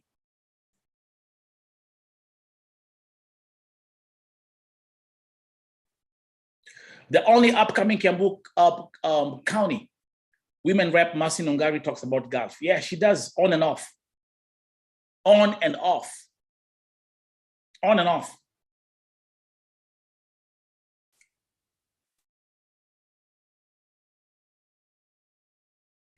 Lina Tonui from Canada saying, Lima, will WhatsApp you tomorrow. Thank you very much, guys, for looking after our sister. Before I forget, guys, we have our fasting, 7-day fasting from June 28th. From June 28th until July 4th, fasting. And me, I can tell you, I had my 1 week. In fact, nilifungua jana. Yesterday is when I kind of opened, like I'm keeping the same trend. Ndio nizoe. And I can tell you, I've even lost some weight. I could tell my face is getting slimmer. It's crazy. Just that 1 week. So for one whole week, I haven't even had any meat. And I'm surviving on one meal only.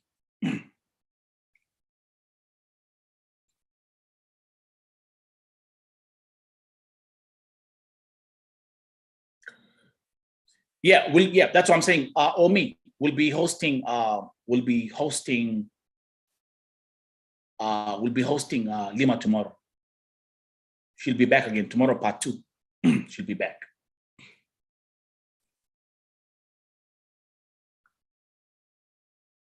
She'll be back. That was an amazing. And Lima Joshua, thank you for being strong today, and thank you. And I'm gonna tell you guys just off the rip. She was like, Nelson, how am I gonna? She said, Nelson, I don't want to speak about this. You know what? Speak about it. Be original. Be authentic. Yeah. Yeah. If I TikTok happen and the lunch. So I'm gonna have my one meal. And again, guys, what you know, me niko ready, me niko sete.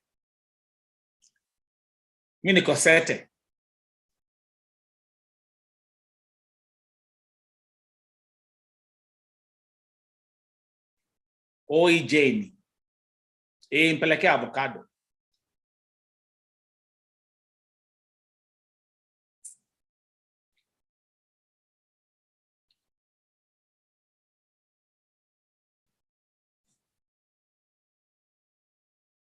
Oh yeah, yes. I get slim, but my heart and soul gets nourished. Yes, absolutely.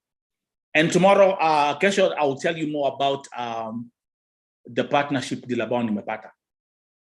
It's a media partnership deal, so that's amazing. I'm still laughing about it. And 6 days ago, niliambiwa nitume bank information. Nikasahau hiyo. That's exactly what I do. I always put the mission first. I put the mission first all the time. Yeah.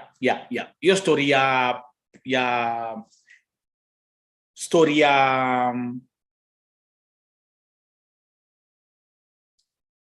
Lima. Just know.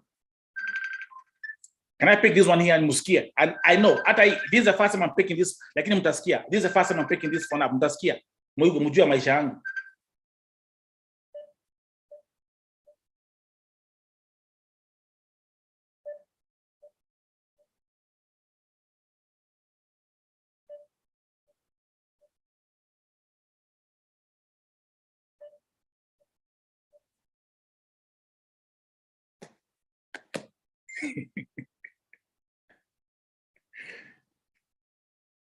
But that's such an amazing. So again, like I'm saying, I'm grooming too. Vote TV is becoming the package that I always had a vision about. Now, bado itu ni mwanzo. Like you guys, we're gonna buy in the medical, we're gonna buy cameras, we're gonna buy laptops, and we're gonna have a studio. It's gonna happen.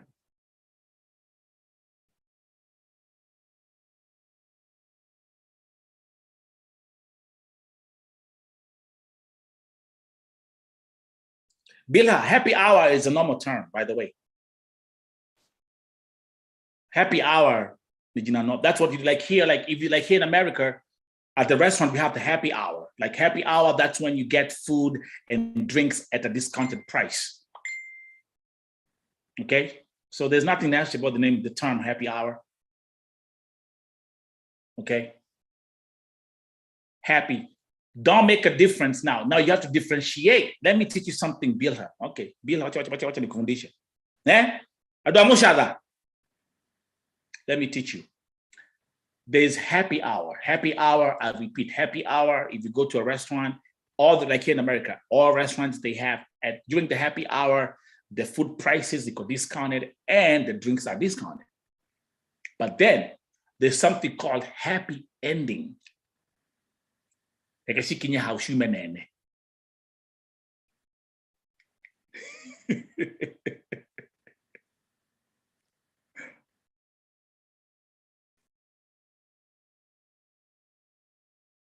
Lina Tonui is from Bomet. Wow.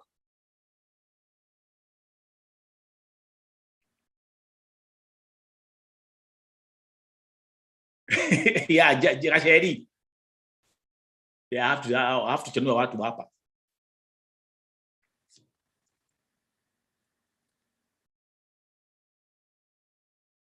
That's amazing. So again, Kesho, we'll have part 2 of the interview with Lima Joshua. You see, Lima, she's so intelligent, man. She's so smart. She's a hardworking mother.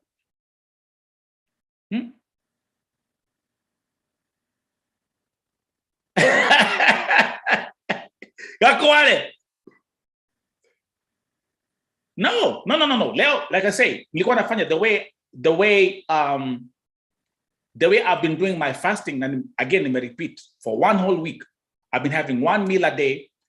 Nearly set a time when I eat, and still what I'm taking is light meal. For those 7 days, again, even when I was doing 1 meal, I say no meat, so no beef, no chicken, no shrimp. So everything has been completely with no meat.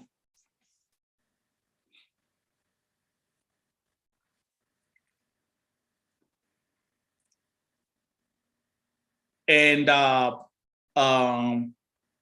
Kwanzia Kesho, I will be doing the American segment right here on Vote TV Primetime Show. I'll be giving you guys the American segment for you to understand also like a lot of stuff that happens in America, and now I'm giving you that information. Kama sayo, tumabangaya hiyo story ya the mass shootings in America. Imagine this just happened within 4 weeks, in a time frame of 4 weeks. Jana hapa DC. I could have been there. Because I'm in DC every week. I could have been there.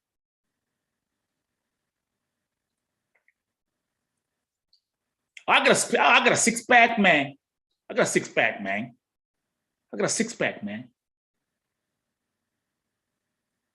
But it feels great. Kwa sababu mkumbuke kwamba ile fasting ambayo tunafanya kutoka June 28th mpaka July 4th, it will be dry. Tuliambiwa we'll only be having a cup of tea. That's going to be crazy. But I'm ready for it.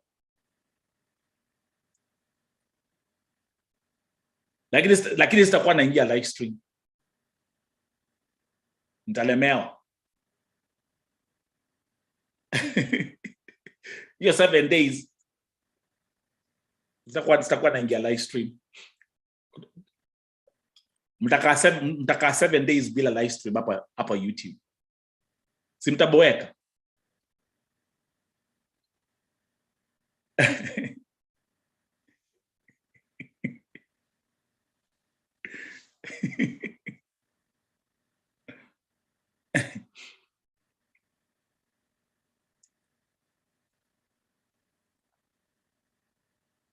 Wanjakoya, that guy akona topic poor. Yeah, but he won't get in. He won't get it.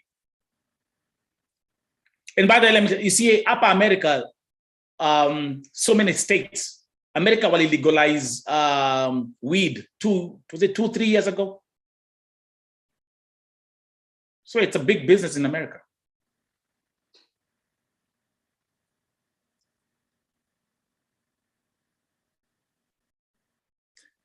Jane, one day you'll give your story ya kusumbwana na Rusungu. But then Jane uko wapi?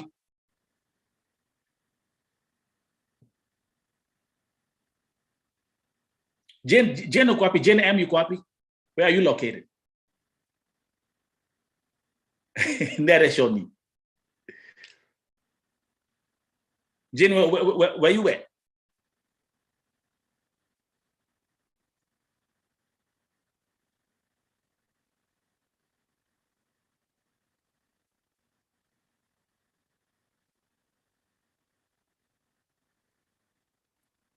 Hey, alafu Sato simulion na Sato. Yeah, you can use the same number. Yeah, you can.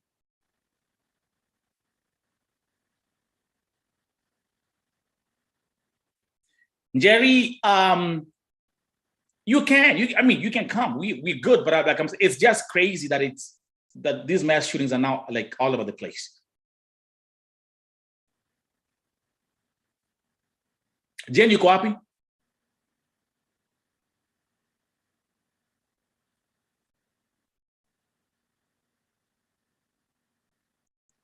Ah, 7 days mtazoea. Isi mtalia. Hey, Jume, yo kitu mazeta kuwa noma. Tokware. Oh. Oh man, Beatrice Mwangi. People still supporting, man. This is Vote TV, man. This is Vote TV, man. Jumada siwezi kuwa nakuja hapa na host 3 hours, man. Itanilemea sana.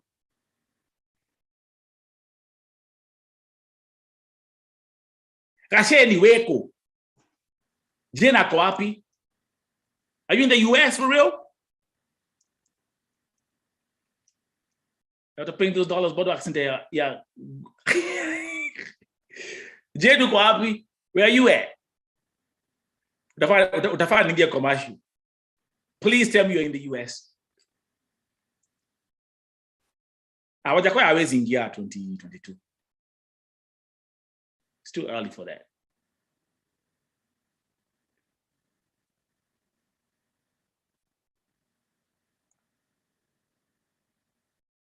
Jane ako wapi? Which country are you located, man? Come on now. Don't get me started now. Are you in the US or in the UK?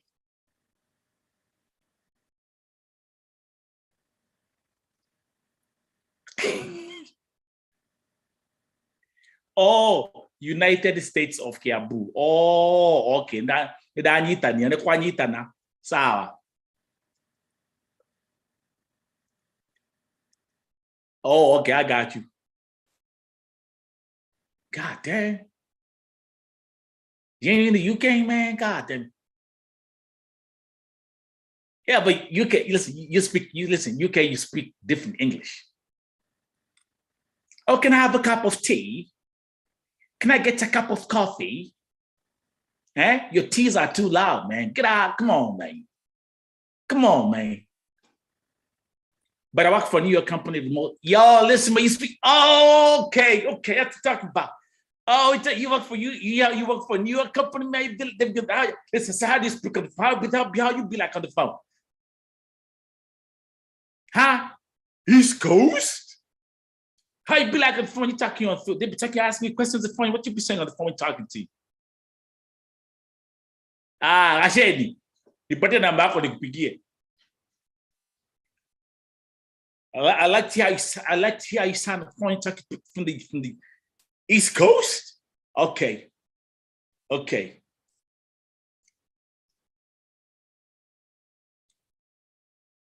Utatukanero. Yeah, UK when their T's are too loud, man. Do you want to settle down? Not settle down, it's settle. You settle, man. Come on now. What's the matter? Oh, come on, man. Chill out, man. What's the matter, man? Come on, man. Oh, Black Lives Matter. Come on, man. You gotta give me a break, man. It's Black Lives Matter.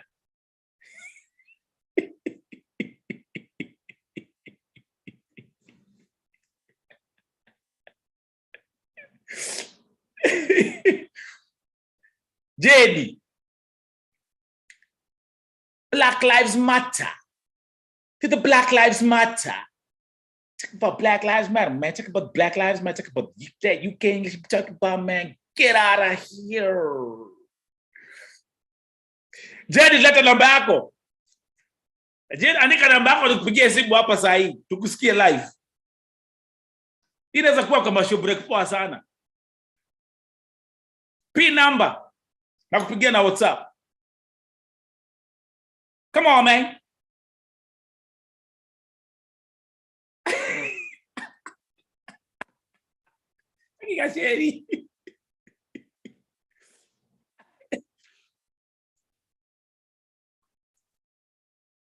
Send the number, Jane, nikupigie saa hii. Send, I want to call you right now. Okay, it's fine. Listen, that's what I want. Give me the number. Give me the number right now. I want to call you right now. Ako Kiambu.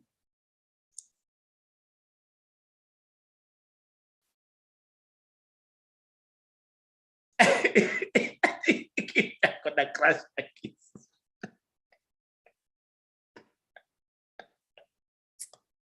You guys, some other commercial break.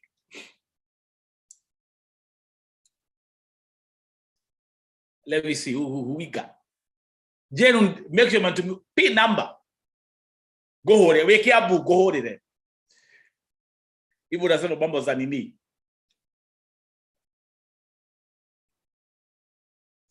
Nisikie vile wewe ongelesha ma clients wa New York.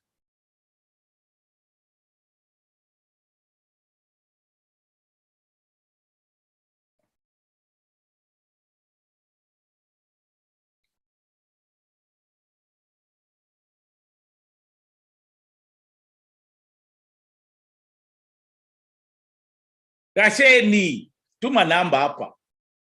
Come on, man.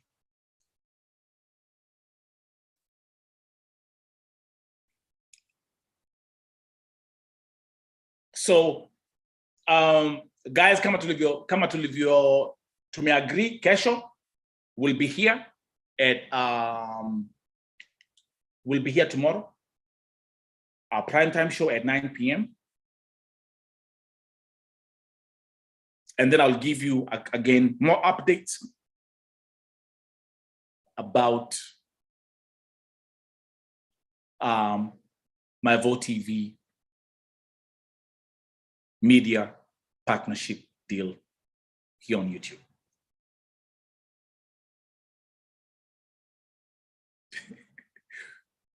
Jina ameingiza baridi. Wanaekea juu ya mango passion juice.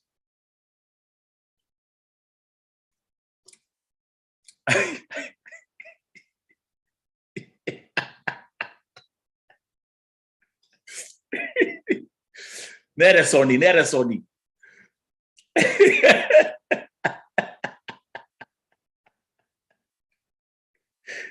Oh, you guys are funny. You guys are funny.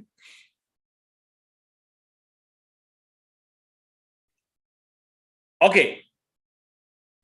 Who is ready to nani ako prepared to fast? Me, that's my biggest challenge. But again, then the first week. Ntangangana nayo. So actually, my plan is this. Let me tell you what my plan is.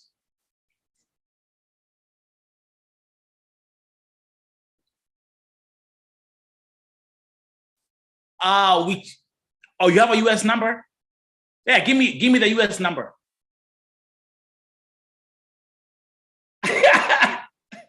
Let me check the file. Jane, Gasheni, give me the. If I can call the US number directly, then that's good. Give me, because I can call you directly. So let me just give me your US number.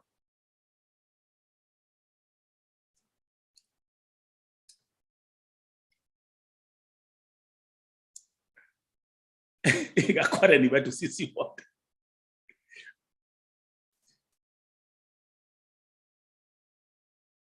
Okay, Jane, call mine.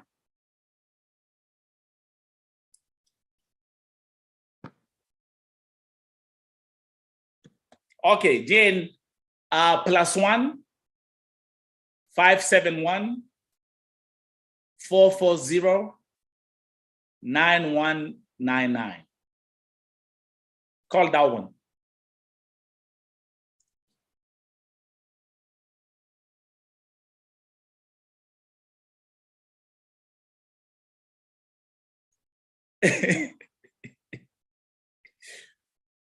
Call that number.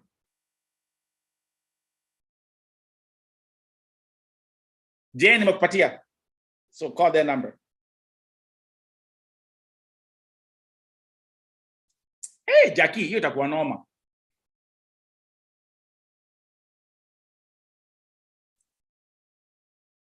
+1 571 440 9199. I want to hear how she talks to clients in New York.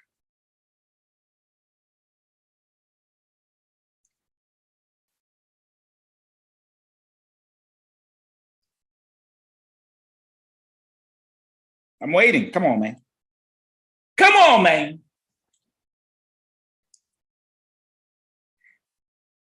My sister Beatrice, thank you. Good night. Good night. Thank you very much. People like Beatrice wanipigia simu. Wanipigia simu, kunijulia hali. Thank you. I appreciate such people.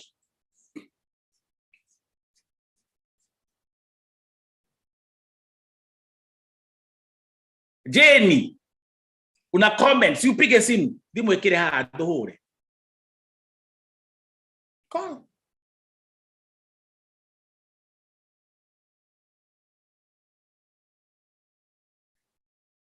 Dohore jigwe.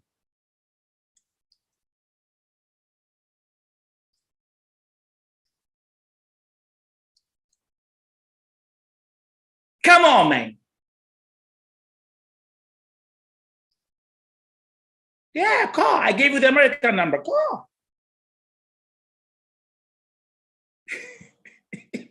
Kanaogopa.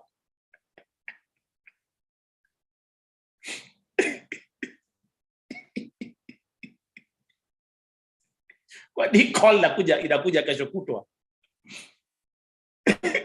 Just prepare yourself psychological. Yeah, +1 571 440 9199. That's the 10th time I'm giving you the number.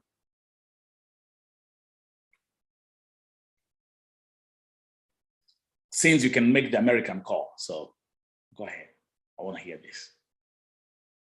Watch it on a live demonstration ya Gasheni.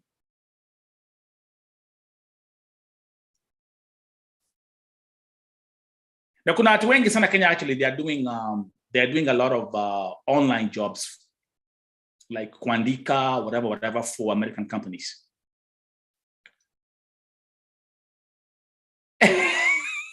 Three.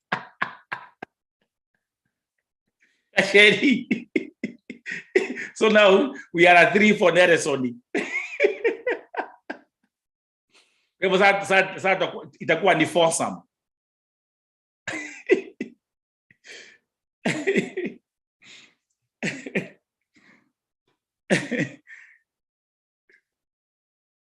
Ai, kwani simu inatoka hapi? Come on, man.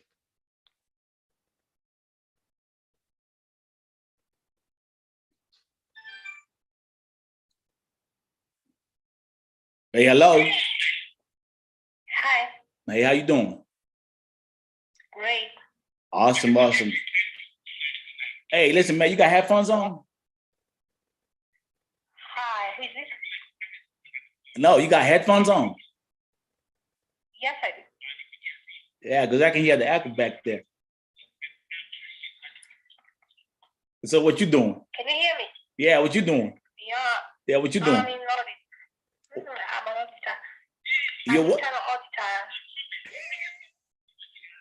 Internal what? Internal auditor. You mean auditor? Like internal auditor? Yeah, internal auditor.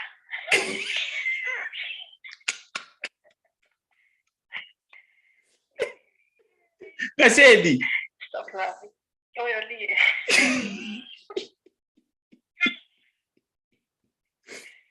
I love you. So listen, so do you talk to clients in New York? Edith, You are go back you have a good salary. So give me an example like of how you run a conversation with clients in New York. I do communicate with them anyway, so we have to do the audits and we have to ensure that we do reviews. So I do it. Reviews. It's reviews. Yes. Say, audit reviews. Yes. Audit reviews. Okay. Are you still at work? Sorry? Are you still at work? Yeah, I'm still at work. I've got 24 minutes to go. Okay, you got 24 minutes to go. It's 24. Say 24. Yeah, 24. Yes, correct. Huh?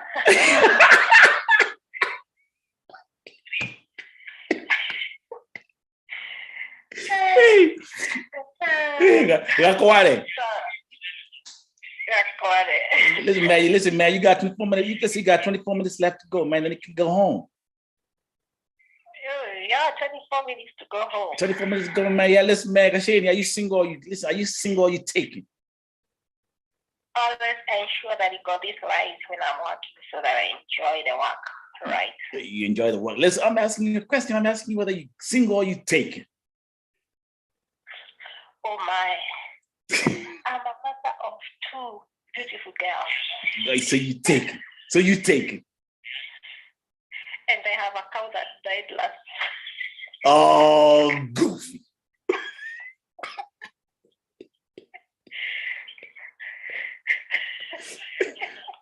Hey, Gashedi.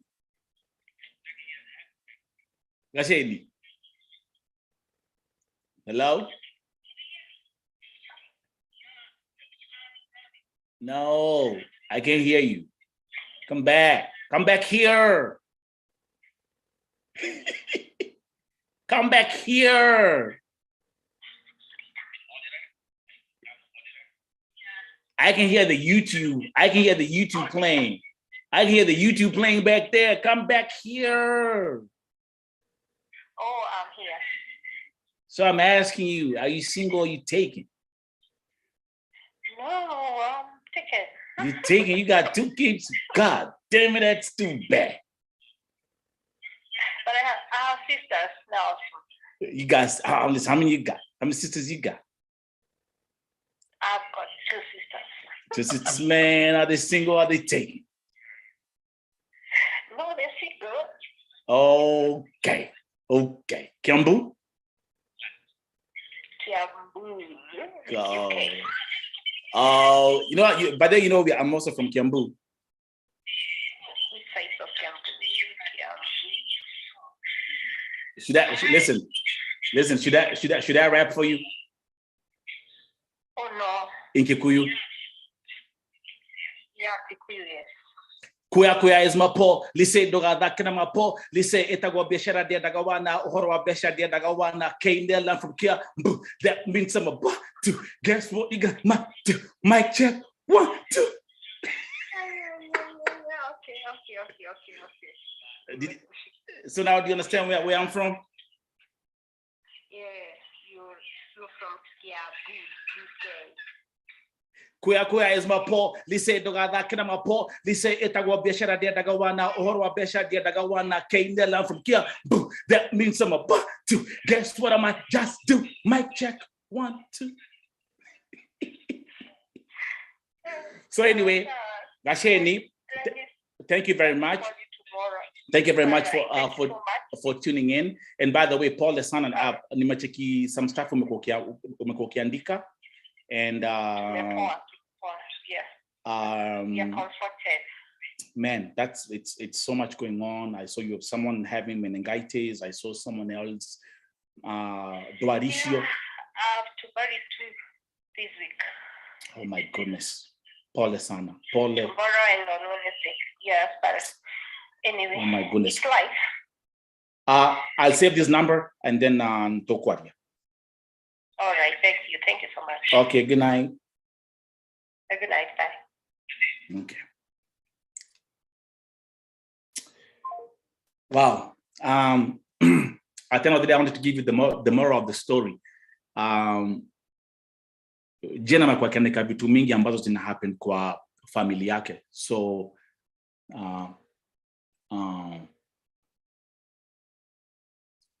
that's really sad. Kwa hivyo tumkumbuke. You can't, man. I can listen. You cannot stop. You cannot beat me in my rap game. You cannot. I can rap in 5 languages. You cannot beat me in my rap game. Come on, man. Should I give you one more?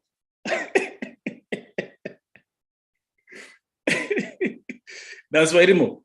We're getting a commercial break. Should I give you one more? I can give it to you. I can give it back. I can give it back to you. Kiambu Damu, Kiambu DNA, Kiambu all day. Yeah, she's so positive. Yeah.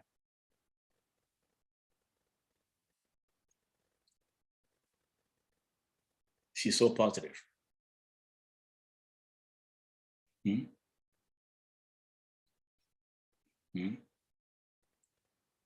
So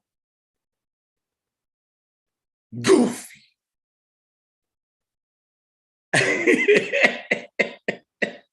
That's the only thing Nancy nasikianga.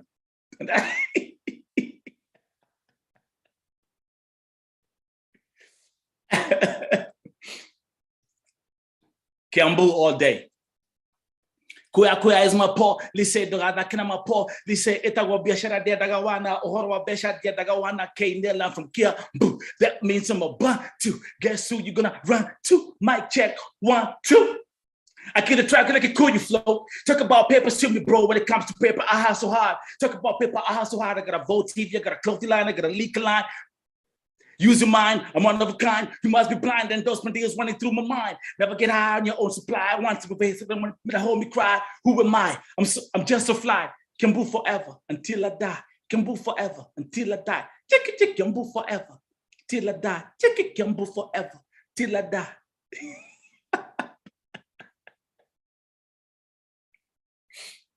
Can do it one more time. To funke show. Commercial break. Kuya is my po, lise dogada kina my po, lise etago beshara dia dagawana, ohorwa besha dia dagawana, K-Nela from Kia. Boo, that means I'm about to. Guess who you gonna run to? Mic check, 1, 2.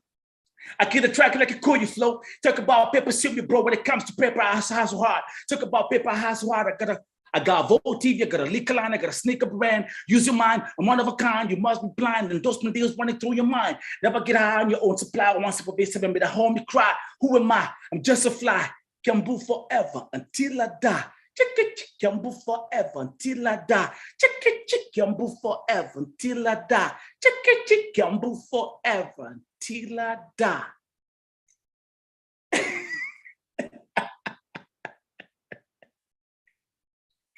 So that's a closing statement today. Yes, Gasheri. Kiambu forever. Chick until I die.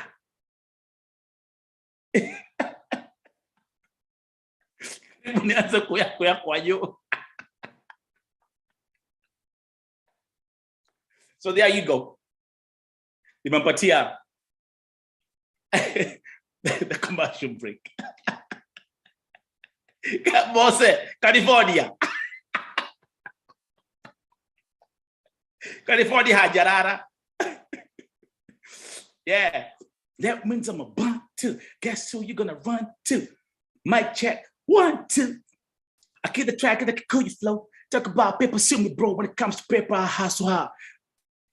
Talk about grind up, hustle hard. I got a Volt TV, I got a liquor brand, I got a sneaker line. Use your mind, I'm one of a kind. You must be blind, endorsement deals running through your mind. Never get high on your own supply. Once if I be 7 minutes home, you cry.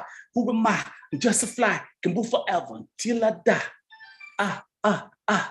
Can move forever until I die. Can move forever. Wangapi wametoka Kiambu? Watu wa Kiambu kina Jane. Where are you at?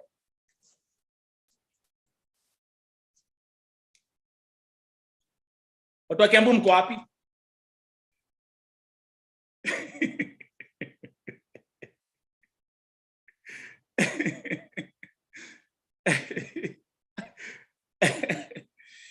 So guys, it's going to be 5:45 p.m. right here. And like I said, I'm doing 1 meal a day. It was the whole day, like now, actually since last night. So I'll go. So I'll go and get some Bas Jerry Carlson. That's why. That's perfect. So Kesho will be back here on VoTV primetime show on YouTube. And like I always keep on saying all the time, may you guys rise, shine, and prosper. Mungu abariki sana, Mungu awainue, and we will run the show tomorrow. Shout out to all the moderators ambao walikuwa hapa.